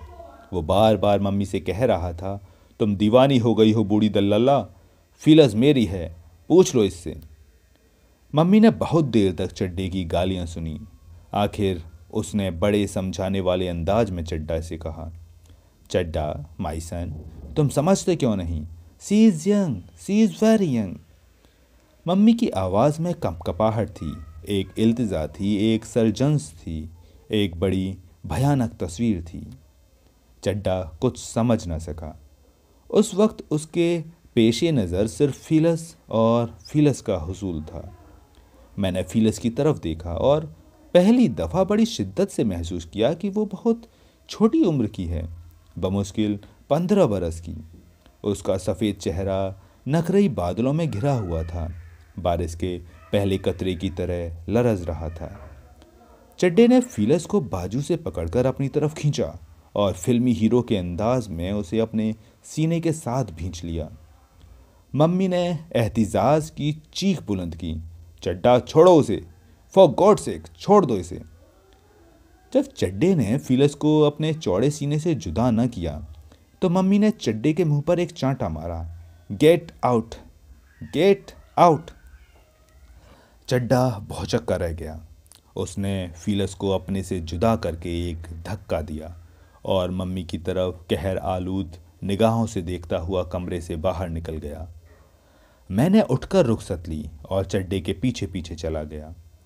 सईदा काटेज पहुंचकर मैंने देखा कि वो पतलून, कमीज और बूट समेत कबाड़ खाने से मिलते जुलते कमरे में पलंग पर औंधे मुंह लेटा हुआ है। मैंने उससे कोई बात न की और दूसरे कमरे में आकर सो गया। सुबह मैं देर से उठा, 10 बज रहे थे। चड्डा सुबह ही सुबह उठकर बाहर चला गया था। कहाँ, ये किसी को मालूम नहीं था। मैं जब गुस्ल खाने से बाहर निकला तो मैंने चड्डे की आवाज़ सुनी। आवाज़ गैरेज से आ रही थी। मैं रुक गया। चड्डा किसी से कह रहा था, वो लाजवाब औरत है, खुदा की कसम वो लाजवाब औरत है, दुआ करो कि उसकी उम्र को पहुंचकर तुम भी वैसी ही ग्रेट हो जाओ। उसके लहजे में एक अजीबो गरीब तलखी थी। मैंने ज़्यादा देर गुस्ल खाने के बाहर रुके रहना मुनासिब न समझा और अंदर कमरे में चला गया। निस्फ घंटे तक मैंने चड्डे का इंतज़ार किया। जब वो ना आया तो मैं प्रभात नगर रवाना हो गया। मेरी बीवी का मिजाज मोतदिल था। हरीश घर में मौजूद नहीं था। उसकी बीवी ने उसके मुत्तलिक इस्तिफसार किया तो मैं यही कह सका कि वो रात भर की शूटिंग के बाद स्टूडियो ही में सो रहा है। कम से कम मेरी हद तक पुणे में काफ़ी तफरीह हो गई थी, इसलिए मैंने हरीश की बीवी से इजाज़त मांगी। उसने रस्मन हमें रोका भी, मगर मैं सईदा काटेज ही से फैसला करके चला था। रात का वाक़या मेरे लिए जहनी जुगाली के वास्ते बहुत काफ़ी था। हम बम्बई के लिए चल दिए। रास्ते में बीवी से मैंने सब कुछ कह दिया। मैंने मम्मी की बातें की। रात को जो कुछ हुआ था वो उसे मैंने मनो अन सुना दिया। मेरी बीवी का रद्द अमल ये था कि फिलस शायद मम्मी की कोई रिश्तेदार रही होगी या वो उसे किसी अच्छी आसामी को पेश करना चाहती होगी, वरना चड्डे से मम्मी की लड़ाई का कोई मतलब ही नहीं था। मैं खामोश रहा। न मैंने तरदीद की न ताईद। कई दिन गुजरने पर चड्डे का खत आया जिसमें उस रात के वाक़े का सरसरी जिक्र था और उसने अपने मुत्तलिक ये लिखा था, मैं उस रात हैवान बन गया था, लानत है मुझ पर।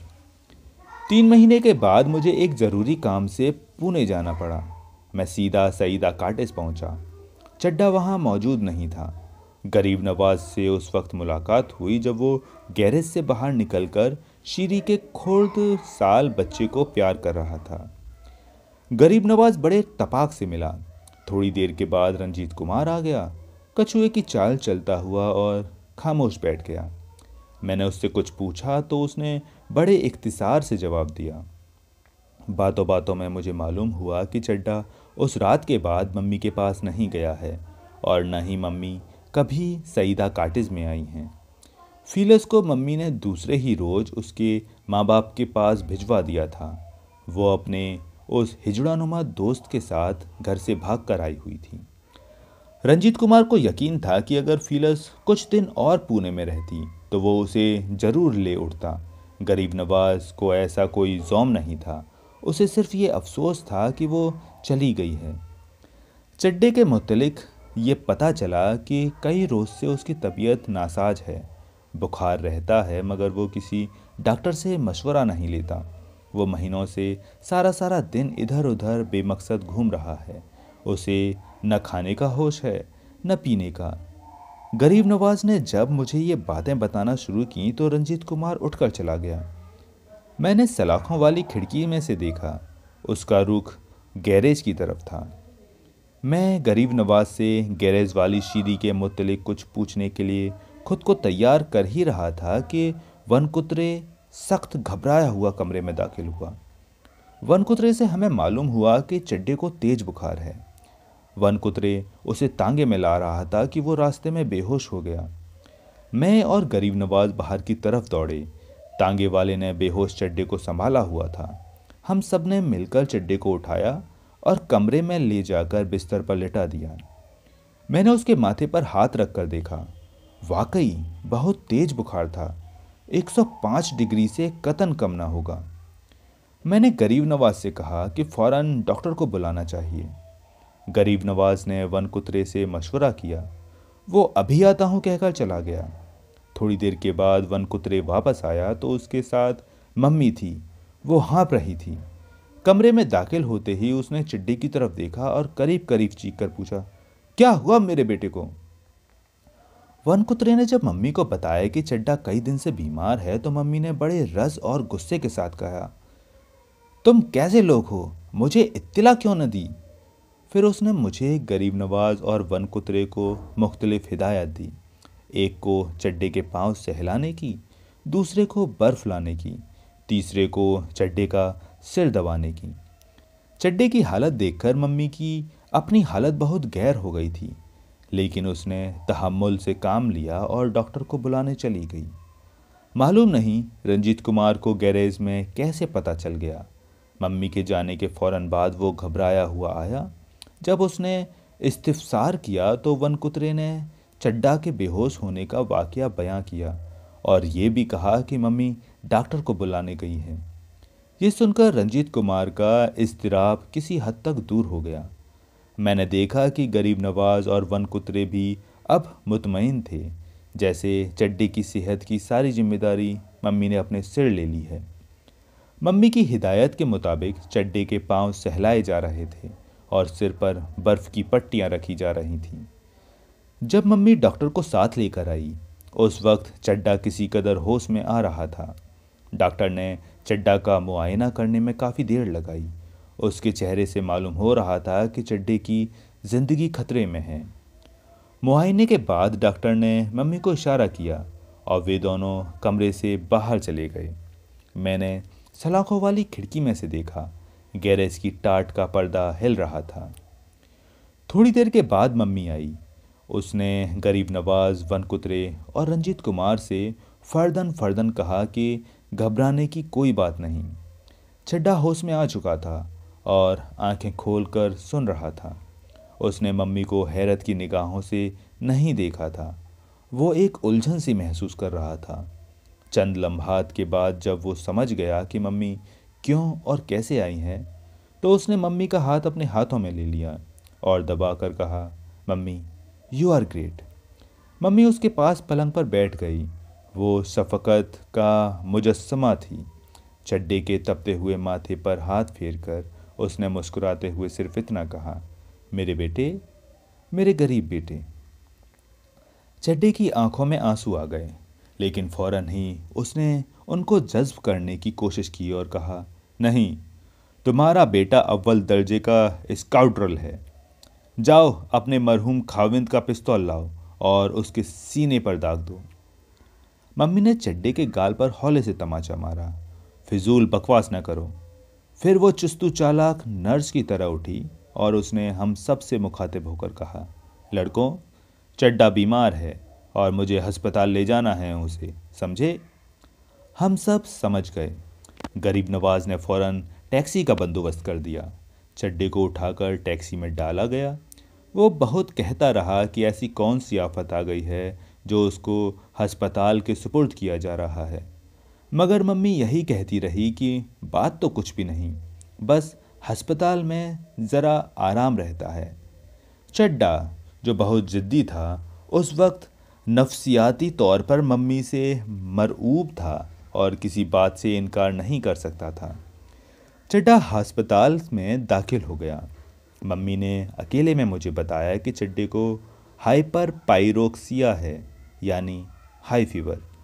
वो बहुत परेशान थी, लेकिन उसको उम्मीद थी कि बला टल जाएगी और चड्डा तंदुरुस्त हो जाएगा। इलाज होता रहा।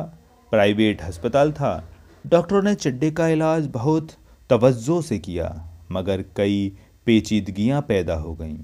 बुखार बड़ी मुश्किल से उतरता था। फिर चंद ही घंटों में तेजी से चढ़ जाता था। डॉक्टरों ने बिल आखिर ये राय दी कि चड्डे को बम्बई ले जाया जाए, मगर मम्मी न मानी। उसने चड्डे को उसी हालत में उठवाया और अपने घर ले आई। मैं ज़्यादा दिन पुणे में ठहर नहीं सकता था। बम्बई लौट आने के बाद मैंने टेलीफोन के ज़रिए कई मर्तबा चड्डे का हाल दरियाफ्त किया।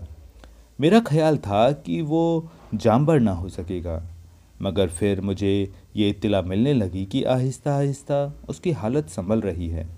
उन्हीं दिनों एक मुकदमे के सिलसिले में मुझे लाहौर जाना पड़ा। 15 दिन के बाद लौटा तो मेरी बीवी ने चड्डे का एक खत मुझे दिया, जिसमें सिर्फ ये लिखा था, अजीमुल मर्तबत मम्मी ने अपने नाखलव बेटे को मौत के मुंह से बचा लिया है। इन चंद लफ्ज़ों में बहुत कुछ था। इन चंद लफ्ज़ों में जज्बात का एक पूरा समंदर था। मैंने अपनी बीवी से चड्डे के खत का जिक्र खिलाफ मामूल बड़े जज्बाती अंदाज में किया, तो उसने मुत्तसिर होकर सिर्फ इतना कहा, ऐसी औरतें अमूमन खिदमत गुजार हुआ करती हैं। मैंने चड्डे को 2-3 खत लिखे, जिनका जवाब ना आया। बाद में मुझे मालूम हुआ कि मम्मी ने उसको तब्दीली आबो हवा की खातिर अपनी एक सहेली के यहाँ लोनावाला भिजवा दिया गया था।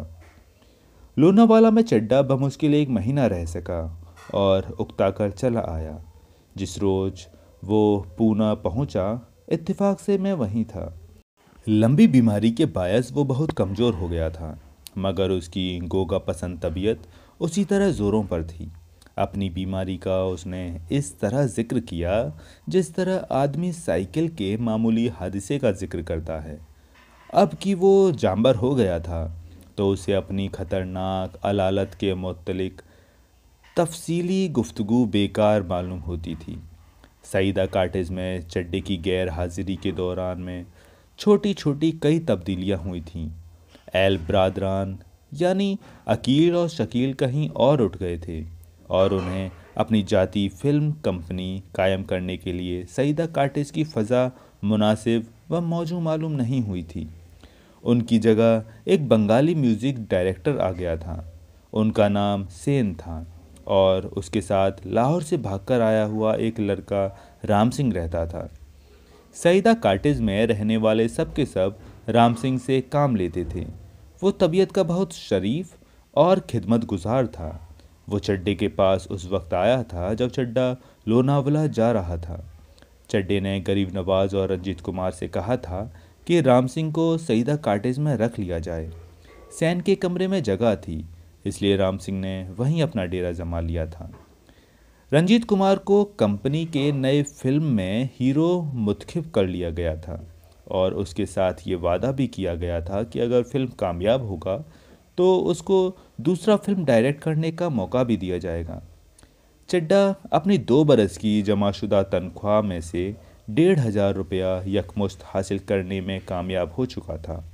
उसने रंजीत कुमार से कहा था, मेरी जान, अगर कुछ वसूल करना है तो किसी लंबी बीमारी से मुब्तला हो जाओ।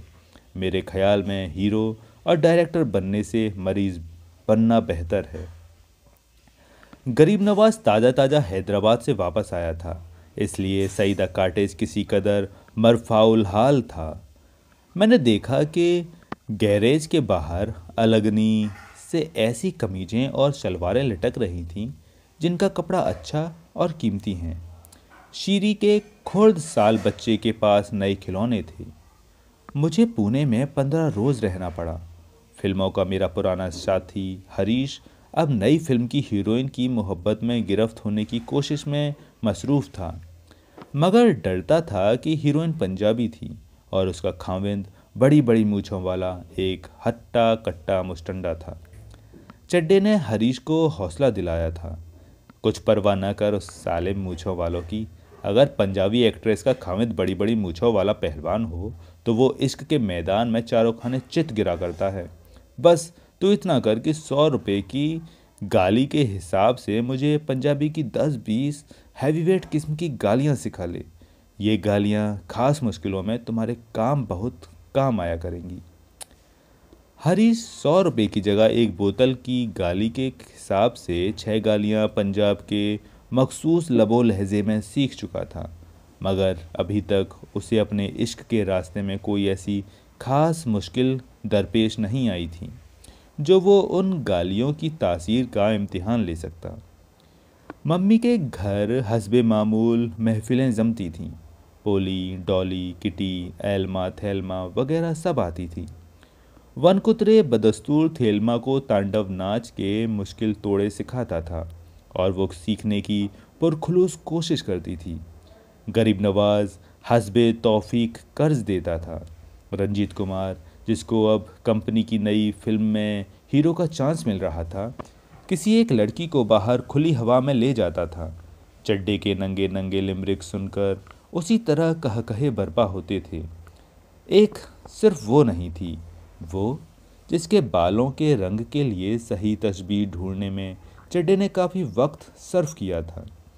मगर उन महफिलों में चड्डे की निगाहें उसे ढूंढती नहीं थीं।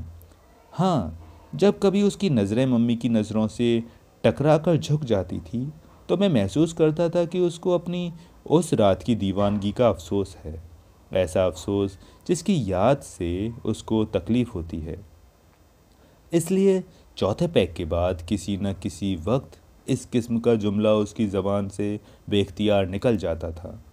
चड्डा, you are a damn brute. उसका जुमला सुनकर मम्मी जेरे लब मुस्कुरा देती थी।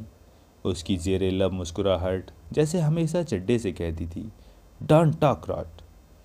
वन कुतरे से बदस्तूर चड्डे की चख चलती थी। सुरूर में आकर जब वन कुतरे अपने बाप की तारीफ में या अपनी बीवी की खूबसूरती के मुतल्लिक कुछ कहने लगता था तो चड्डा उसकी बात बहुत बड़े गंडासे से काट डालता था। वन कुतरे गरीब चुप हो जाता और अपना मैट्रिकुलेशन का सर्टिफिकेट तय करके जेब में डाल लेता था। मम्मी वही मम्मी थी, पोली की मम्मी, डॉली की मम्मी, चड्डे की मम्मी, रंजीत कुमार की मम्मी। सोडे की बोतलों, गजक की चीज़ों और महफिल जमाने के दूसरे साजो सामान के इंतज़ाम में वो उसी पुरशफ़क़त इन्हिमाक से हिस्सा लेती थी। उसके चेहरे का मेकअप वैसा ही वाहियात होता था, उसके कपड़े उसी तरह शोखो सगर होते थे। गाजे और सुर्खी की तहों से उसकी झुर्रियाँ उसी तरह झांकती थीं। मगर अब ये झुर्रियाँ मुझे मुक़द्दस दिखाई देती थीं। मुक़द्दस झुर्रियाँ जो हर वक्त निहायत वाहियात रंगों से लुथड़ी रहती थी। मम्मी वही मम्मी थी। वन कुतरे की खूबसूरत बीवी के जब इसकात हुआ तो मम्मी ही की बर वक्त मदद से उसकी जान बची। थेल्मा जब मारवाड़ी के एक खतरनाक मर्ज खरीद लाई तो मम्मी ही से इसरार पर उसके बेटों ने थेल्मा का इलाज करवाया। किटी को एक मुअम्मा हल करने के सिलसिले में 500 रुपये का इनाम मिला तो मम्मी ने किटी को मजबूर किया कि वो कम अज़ कम आधे रुपए गरीब नवाज को दे दे, क्योंकि गरीब नवाज के हाथ तंग हैं। मेरे 15 रोज़ के क़याम के दौरान से मम्मी ने कई मर्तबा मुझसे मेरी बीवी के बारे में पूछा था और तशवीश का इजहार किया था कि जब पहले बच्चे की मौत को इतने बरस हो चुके हैं तो दूसरा बच्चा अब तक क्यों नहीं हुआ। मम्मी वही मम्मी थी, लेकिन वो रंजीत कुमार से ज़्यादा रगबत के साथ बात नहीं करती थी। ऐसा मालूम होता था कि रंजीत की नुमाइश पसंद तबीयत उसकी अच्छी नहीं लगती थी। मेरे सामने एक दो मर्तबा वो अपनी नापसंदीगी का इजहार भी कर चुकी थी। म्यूज़िक डायरेक्टर सेन से मम्मी नफ़रत करती थी। चड्डा जब सेन को अपने साथ लाता था तो वो कहती थी, ऐसे जलील इंसान को यहाँ मत लाया करो। चड्डा वजह पूछता था तो वो बड़ी संजीदगी से जवाब देती थी, मुझे ये आदमी ओपरा ओपरा सा मालूम होता है, फिट नहीं बैठता मेरी नज़रों में। और चड्डा हंस देता था। मम्मी के घर की महफिलों की पुरखुलूस गर्मी लिए मैं वापस बम्बई चला आया। उन महफिलों में रिंदी थी, बलानोशी थी, जिनसी रंग था, मगर कोई उलझाव नहीं था। हर चीज़ हामला औरत के पेट की तरह काबिल फ़हम थी, उसी तरह उभरी हुई, बज़ाहिर उसी तरह कुड़ब, बैंडी और देखने वालों को गूमगू की हालत में डालने वाली, मगर असल में बड़ी सही, बासलीका और अपनी जगह पर कायम। बम्बई लौट आने के कई हफ्तों के बाद मैंने एक रोज़ सुबह के अखबारों से पढ़ा कि म्यूज़िक डायरेक्टर सेन मारा गया है उसको कत्ल करने वाला कोई राम सिंह है, जिसकी उम्र 14-15 बरस के करीब बताई जाती है। मैंने फ़ौरन पुणे टेलीफोन किया, मगर मुझे कोई मिल न सका। एक हफ्ते के बाद चड्डे का खत आया, जिसमें हादसा कत्ल की पूरी तफसील मौजूद थी, और जो मुख्तसरन मैं अपने अल्फाज में लिख रहा हूँ। एक रात सब सोए हुए थे कि चड्डे के पलंग पर अचानक कोई गिरा। चड्डा हड़बड़ा कर उठ बैठा। उसने रोशनी की तो देखा कि सैन है, खून में लथपथ। चड्डा अच्छी तरह अपने होशो हवास संभालने भी न पाया था कि दरवाजे में राम सिंह नमूदार हुआ। उसके हाथ में छुरी थी। फौरन ही गरीब नवाज और रंजीत कुमार भी आ गए। सारी सईदा काटेज बेदार हो गई। रंजीत कुमार और गरीब नवाज ने राम सिंह को पकड़ लिया और उसके हाथ से छुरी छीन ली। चड्डे ने सेन को अपने पलंग पर लिटा दिया। चड्डा अभी सेन से उसके जख्मों के मुतल्लिक कुछ पूछ भी न पाया था कि उसने हिचकी ली और ठंडा हो गया। गरीब नवाज और रंजीत कुमार की गिरफ्त में राम सिंह था, मगर वे दोनों कांप रहे थे। सैन मर गया तो राम सिंह ने चड्डे से पूछा, पापा जी मर गया? चड्डे ने इस बात में सिर हिलाया तो राम सिंह ने रंजीत कुमार और गरीब नवाज से कहा, मुझे छोड़ दीजिए, मैं भागूंगा नहीं। चड्डे की समझ में नहीं आ रहा था कि वो क्या करे। उसने नौकर को भेजकर मम्मी को बुलवाया। मम्मी आई तो सब मुतमईन हो गए। गरीब नवाज और रंजीत कुमार ने राम सिंह को छोड़ दिया। थोड़ी देर के बाद मम्मी खुद राम सिंह को पुलिस स्टेशन ले गई। इस हादसे के बाद के कई महीने सईदा काटेज के लिए सख्त परेशानी के महीने थे। पुलिस की पूछताछ, बयानात, अदालत के मुकदमे की पैरवी। मम्मी इस दौरान में बहुत दौड़ धूप करती रहीं। चड्डे को यकीन था कि राम सिंह बरी हो जाएगा, और ऐसा ही हुआ। मातहत अदालत ही ने उसे साफ बरी कर दिया। अदालत में राम सिंह का वही बयान था जो उसने थाने में दिया था। मम्मी ने राम सिंह से कहा था, बेटा घबराओ नहीं, जो कुछ हुआ है सच सच बताओ। राम सिंह ने तमाम वाक़ियात मानोअन बयां कर दिए थे कि सेन ने उसको प्लेबैक सिंगर बना देने का लालच दिया था। सेन बहुत अच्छा गाने वाला था और ख़ुद उसको भी मौसीकी से बहुत लगाव था। वो इसी चक्कर में सेन की शहवानी ख्वाहिशात पूरी करता था, मगर इस अमल से उसे सख्त नफ़रत थी कि उसका दिल बार बार उसे लानत मलानत करता था। आखिर वो इस कदर तंग आ गया कि उसने सेन से कह दिया कि अगर सेन ने उसे फिर मजबूर किया तो वो उसे जान से मार डालेगा, और वारदात की रात को यही हुआ। अदालत में राम सिंह ने यही बयान दिया। मम्मी अदालत में मौजूद थी। वो आंखों ही आंखों में राम सिंह को दिलासा देती रही थी कि घबराओ नहीं, जो सच है कह दो। सच की हमेशा फतेह होती है।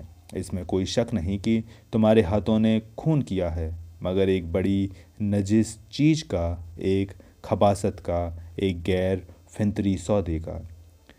राम सिंह ने बड़ी सादगी, बड़े भोलेपन और बड़े मासूमाना अंदाज में सारे वाक़ियात बयां कर दिए। मजिस्ट्रेट इस कदर मुत्तसिर हुआ कि उसने राम सिंह को बरी कर दिया।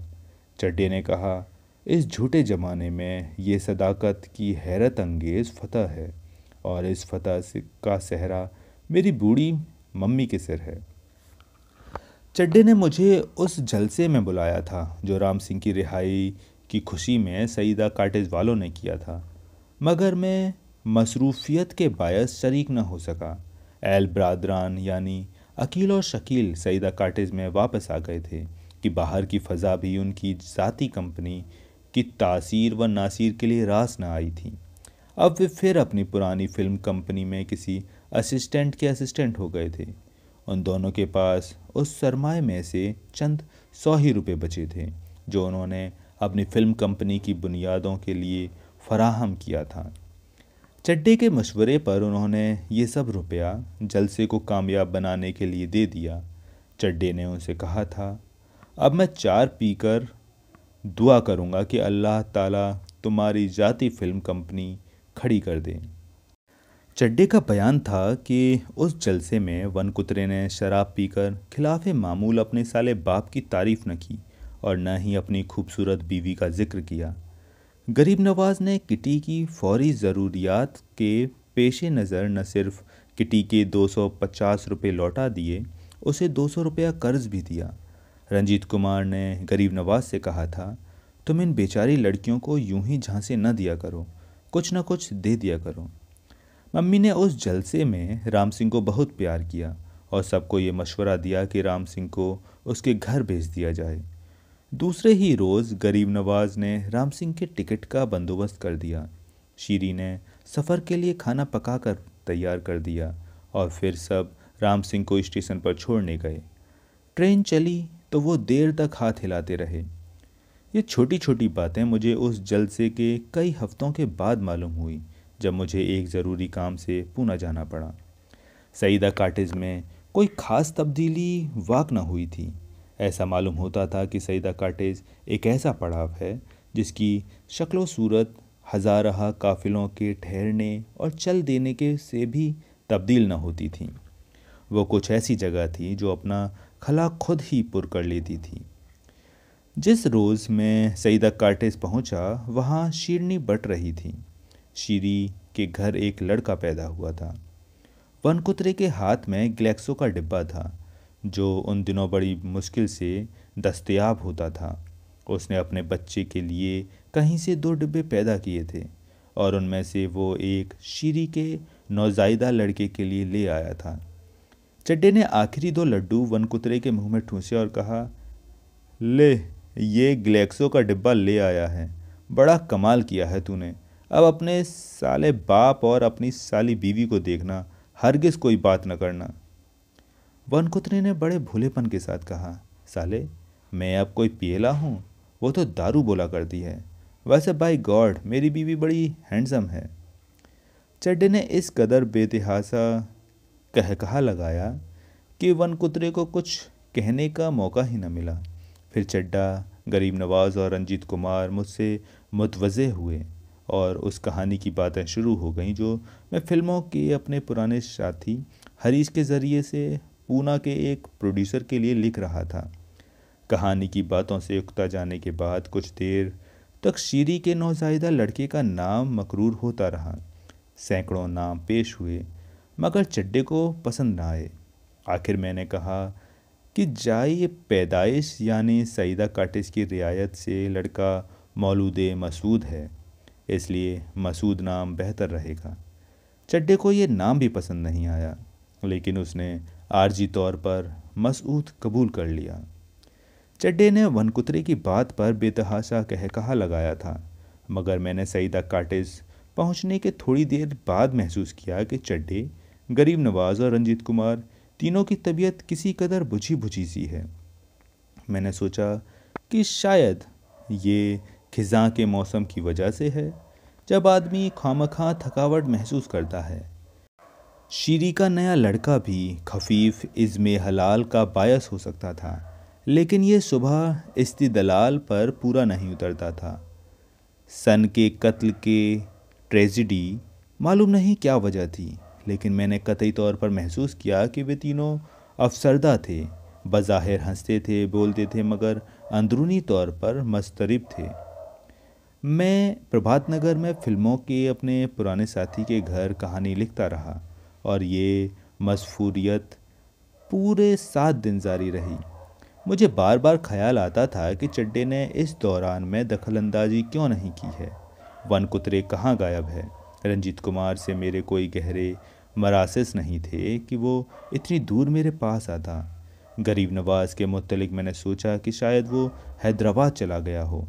दूसरी तरफ फिल्मों का मेरा पुराना साथी अपनी नई फिल्म की हीरोइन के साथ उसके घर में उसकी बड़े बड़े मूँछों वाले खाविद की मौजूदगी में इश्क लड़ा रहा था। मैं अपनी कहानी के एक बड़े दिलचस्प बाब का मंजरनामा तैयार कर रहा था कि चड्डा भुलाए नागहानी की तरह नाजिल हुआ। कमरे में दाखिल होते ही उसने पूछा, इस बकवास का तुमने कुछ वसूल किया है? उसका इशारा मेरी कहानी की तरफ था, जिसके मुआवजे की दूसरी किस्त मैंने 2 रोज़ हुए वसूल की थी।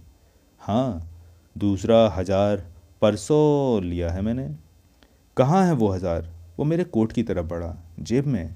उसने मेरे कोट की जेब में हाथ डाला, 100 के 4 नोट निकाले और मुझसे कहा, आज शाम को मम्मी के यहाँ पहुँच जाना, एक पार्टी है। मैं उस पार्टी के मुतल्लिक कुछ दरियाफ्त करने ही वाला था कि वो चला गया। वो अफसरदगी में जो मैंने चंद रोज़ पहले उसमें महसूस की थी बदस्तूर मौजूद थी। वो कुछ मुस्तरिब भी था। मैंने कुछ सोचना चाहा मगर मेरा दिमाग माइल ना हुआ। कहानी के दिलचस्प बाब का मंजरनामा मेरे दिमाग में बुरी तरह फंसा हुआ था। फिल्मों के अपने पुराने साथी की बीवी से अपनी बीवी की बातें करने के बाद मैं शाम को 5:30 बजे के करीब प्रभात नगर से रवाना हुआ और 7 बजे के करीब सईदा काटिस पहुंच गया। गैरेज के बाहर अलगनी पर गीले गीले पोतड़े लटक रहे थे और एल बरदरान, अकील और शकील नल के पास शीरी के बड़े लड़के के साथ खेल रहे थे। गैरेज का टाट का पर्दा हटा हुआ था और शीरी उनसे गालिबन मम्मी की बातें कर रही थी। मुझे ऐसा लगा कि मुझे देखकर वो सब चुप हो गए हैं। मैंने चड्डे के मुतल्लिक पूछा तो अकील ने कहा कि वो मम्मी के घर मिल जाएगा। मैं वहाँ पहुँचा तो एक शोर बरपा था। सब नाच रहे थे। पोली और डॉली के साथ गरीब नवाज, किटी और एल्मा के साथ रंजीत कुमार और थैल्मा के साथ वन कुतरे। चड्डा अपनी गोद में मम्मी को उठाए इधर उधर कूद रहा था। सब नशे में थे और एक तूफान मचा हुआ था। मैं कमरे में दाखिल हुआ तो सबसे पहले चड्डे ने नारा लगाया। उसके बाद देसी और नीम विदेशी आवाज़ों का एक गोला सा फटा जिसकी गूंज देर तक कानों में सरसराती रही। मम्मी बड़े तपाक से मिली, ऐसे तपाक से जो बेतकल्लुफ़ी की हद तक बढ़ा हुआ था। मम्मी ने मेरा हाथ अपने हाथ में लेकर कहा, किस मी डियर। लेकिन उसने खुद ही मेरा एक गाल चूम लिया और मुझे घसीट कर नाचने वालों के झुरमुट में ले गई। चड्डा एकदम चीखा, बंद करो, अब फिर शराब का दौर चलेगा। फिर उसने नौकर को आवाज़ दी, स्कॉटलैंड के शहजादे, विस्की की नई बोतल लाओ। स्कॉटलैंड का शहजादा नई बोतल ले आया। वो नशे में धुत था। जब वो बोतल खोलने लगा तो बोतल उसके हाथ से गिर पड़ी और चकनाचूर हो गई। मम्मी ने स्कॉटलैंड के शहजादे को डांटना चाहा तो चड्डा ने मम्मी को रोक दिया और कहा, एक बोतल टूटी है मम्मी, जाने दो, यहाँ तो दिल टूटे पड़े हैं। महफिल एकदम सूनी हो गई, लेकिन फ़ौरन ही चड्डा ने उस लम्हाती अफसुर्दगी को अपने कहकहों से दरहम बरहम कर दिया। नई बोतल आई तो हर गिलास में ग्रांडील पैक डाला गया। चड्डे ने बेरब्त सी तकरीर शुरू की, लेडीज़ एंड जेंटलमैन, आप सब जहन्नुम में जाएं। मंटो हमारे दरमियान मौजूद है। बज़ौम खुद बड़ा अफसाना निगार बनता है। इंसानी नफ्सियात की ये क्या कहते हैं अमीक तरीन गहराइयों में उतर जाता है। मगर मैं कहता हूँ कि बकवास है। कुएं में उतरने वाले, कुएं में उतरने वाले। चड्डा ने इधर उधर देखा। अफसोस कि यहाँ कोई हिंदुस्तान नहीं है। एक हैदराबादी है जो काफ को खाफ कहता है और जिससे 10 बरस पीछे मुलाकात हुई हो तो कहेगा परसों आपसे मिला था। लानत है उसके निज़ाम हैदराबाद पर, जिसके पास कई लाख टन सोना है, करोड़ों जवाहरात हैं, लेकिन मम्मी नहीं हैं। हाँ, तो वो कुएं में उतरने वाले। मैंने क्या कहा था कि सब बकवास हैं। पंजाबी में जिन्हें टोभे कहते हैं, वो गोता लगाने वाले, वो मंटो के मुकाबले में इंसानी नफ्सियात को बदरजहाँ बेहतर समझते हैं। इसलिए मैं कहता हूँ। सब ने जिंदाबाद का नारा लगाया। चड्डा चीखा, साजिश है, सब मंटो की साजिश है, वरना मैंने तो ढेर हिटलर की तरह तुम लोगों को मुर्दाबाद के नारे का इशारा किया था। तुम सब मुर्दाबाद, लेकिन पहले मैं। वो जज्बाती हो गया। मैं, जिसने उस रात उस सांप के पेट के खपरे ऐसे रंग वाली बालों की एक लड़की के लिए अपनी मम्मी को नाराज़ कर दिया था। मैं खुद को खुदा मालूम कहाँ का डॉन जुआन समझता था, लेकिन नहीं, उसको हासिल करना कोई मुश्किल काम नहीं था। अपनी जवानी की कसम, एक ही बोसे में उस प्लेटिनम ब्लॉन्ड के कुंवारेपन का सारा अर्क मैं अपने इन मोटे मोटे होठों से चूस सकता था। लेकिन ये एक नामुनासिब हरकत होती। वो कम उम्र थी, इतनी कम उम्र, इतनी कमज़ोर, इतनी कैरेक्टरलेस। उसने मेरी तरफ सवालिया नज़रों से देखा। बताओ यार, इसे उर्दू, फ़ारसी या अरबी में क्या कहेंगे? कैरेक्टरलेस। लेडीज़ एंड जेंटलमैन, वो इतनी छोटी, इतनी कमज़ोर और इतनी लाकिरदार थी कि उस रात जिनसी अमल में शरीक होकर या तो वो सारी उम्र पछताती रहती या कतन भूल जाती। उन चंद घड़ियों की लज्जत की याद के सहारे जीने का सलीका उसको कतई तौर पर ना आता और मुझे इसका दुख होता। अच्छा हुआ कि मम्मी ने उसी वक्त मेरा हुक्का पानी बंद कर दिया। मैं अब अपनी बकवास बंद करता हूँ। मैंने असल में एक बहुत लंबी चौड़ी तकरीर करने का इरादा किया था, मगर मुझसे कुछ बोला नहीं जाता। मैं एक पैग और पीता हूँ। चड्ढा ने एक पैग और पिया। उसकी तकरीर के दौरान में सब खामोश थे, तकरीर के बाद भी खामोश रहे। मम्मी न मालूम क्या सोच रही थीं। गाजे और सुर्खी की तहों के नीचे उसकी झुर्रियाँ ऐसे दिखाई देती थीं, गहरो फिक्र में डूबी हुई हैं। बोलते रहने के बाद चड्ढा जैसे खाली सा हो गया था। वो इधर उधर घूम रहा था, जैसे कोई चीज़ खो देने के लिए ऐसा कोना ढूंढ रहा हो जो उसके जहन में अच्छी तरह महफूज रहे। मैंने चड्ढा से पूछा, क्या बात है चड्ढा? उसने कहकहा लगाकर जवाब दिया, कुछ नहीं। बात यह है कि आज विस्की मेरे दिमाग के चूतड़ों पर जमा के लात नहीं मार रही। उसका कहकहा खोखला था। वनकुत्रे ने थेलमा को एक तरफ सरकने के लिए कहा और फिर मुझे अपने पास बिठा लिया। इधर उधर की बातें करने के बाद उसने अपने बाप की तारीफ करनी शुरू कर दी। वो बड़ा गुनी आदमी था, ऐसा हारमोनियम बजाता था कि लोग दम बखुद हो जाते थे। फिर उसने अपनी बीवी की खूबसूरती का जिक्र शुरू कर दिया और मुझे बताया कि बचपन ही से उसके बाप ने ये लड़की चुनकर उससे ब्याह दी थी। बंगाली म्यूजिक डायरेक्टर सेन की बात निकली तो उसने कहा, मिस्टर मंटो, वो एकदम हलकट आदमी था। कहता था, मैं खान साहब का अब्दुल करीम खान का शागिर्द हूँ। झूठ, बिल्कुल झूठ। वो तो बंगाल के किसी भड़वे का शागिर्द था। घड़ी ने 2 बजाए। चड्ढा ने जबड़े बने बंद कर दिया, किटी को धक्का देकर एक तरफ गिराया, बढ़कर वनकुत्रे के कुद्दू ऐसे सिर पर धप्पा मारा और कहा, बकवास बंद कर बे, उठ और कुछ गा, लेकिन खबरदार अगर तूने कोई पक्का राग गाया। वनकुत्रे ने फौरन गाना शुरू कर दिया। उसकी आवाज़ अच्छी नहीं थी। मुर्गियों की नोक पलक बाजेह तौर पर उसके गले से नहीं निकलती थी, लेकिन वो जो कुछ भी गाता था पूरे खुलूस से गाता था। उसने मालकोस से ऊपर तले 2-3 फिल्मी गाने सुनाए, जिनसे फ़ज़ा बहुत उदास हो गई। उस उदास फ़ज़ा में थोड़ी थोड़ी देर के बाद मम्मी और चड्ढा एक दूसरे की तरफ देखते थे और नज़रें मिलते ही किसी और सिस्त हटा लेते थे। गरीब नवाज इस कदर मुत्तसिर हुआ कि उसकी आंखों में आंसू आ गए। लड़कियां आंखें फाड़ एक दूसरे को देख रही थीं। रंजीत कुमार बुद्ध बना हुआ था। चड्ढा ने गरीब नवाज की तरफ देखा और जोर का कहकहा बुलंद किया। हैदराबाद वालों की आंख का मशीना बहुत कमज़ोर होता है, मौका बेमौका टपकने लगता है। गरीब नवाज ने अपने आंसू पोंछे और एल्मा के साथ नाचना शुरू कर दिया। वनकुत्रे ने ग्रामोफोन के तवे पर रिकॉर्ड टिकाकर सुई रख दी और किसी हुई ट्यून बजने लगी। चड्ढा ने मम्मी को गोद में उठा लिया और कूद कूद कर शोर मचाने लगा। उसका गला बैठ गया था उन मिरासियों की तरह जो शादी ब्याह के मौके पर ऊंचे सुरों से गा गा कर अपनी आवाज़ का नाश मार लेती हैं।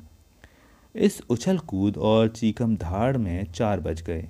मम्मी एकदम खामोश हो गई। फिर उसने चड्ढा से कहा, बस सब खत्म।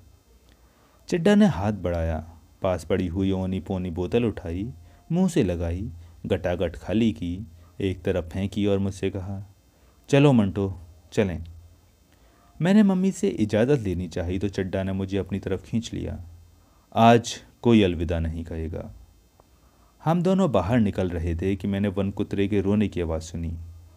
मैंने चड्ढा से कहा, रुको चड्ढा, क्या बात है? मगर वो मुझे ढकेल कर आगे ले गया।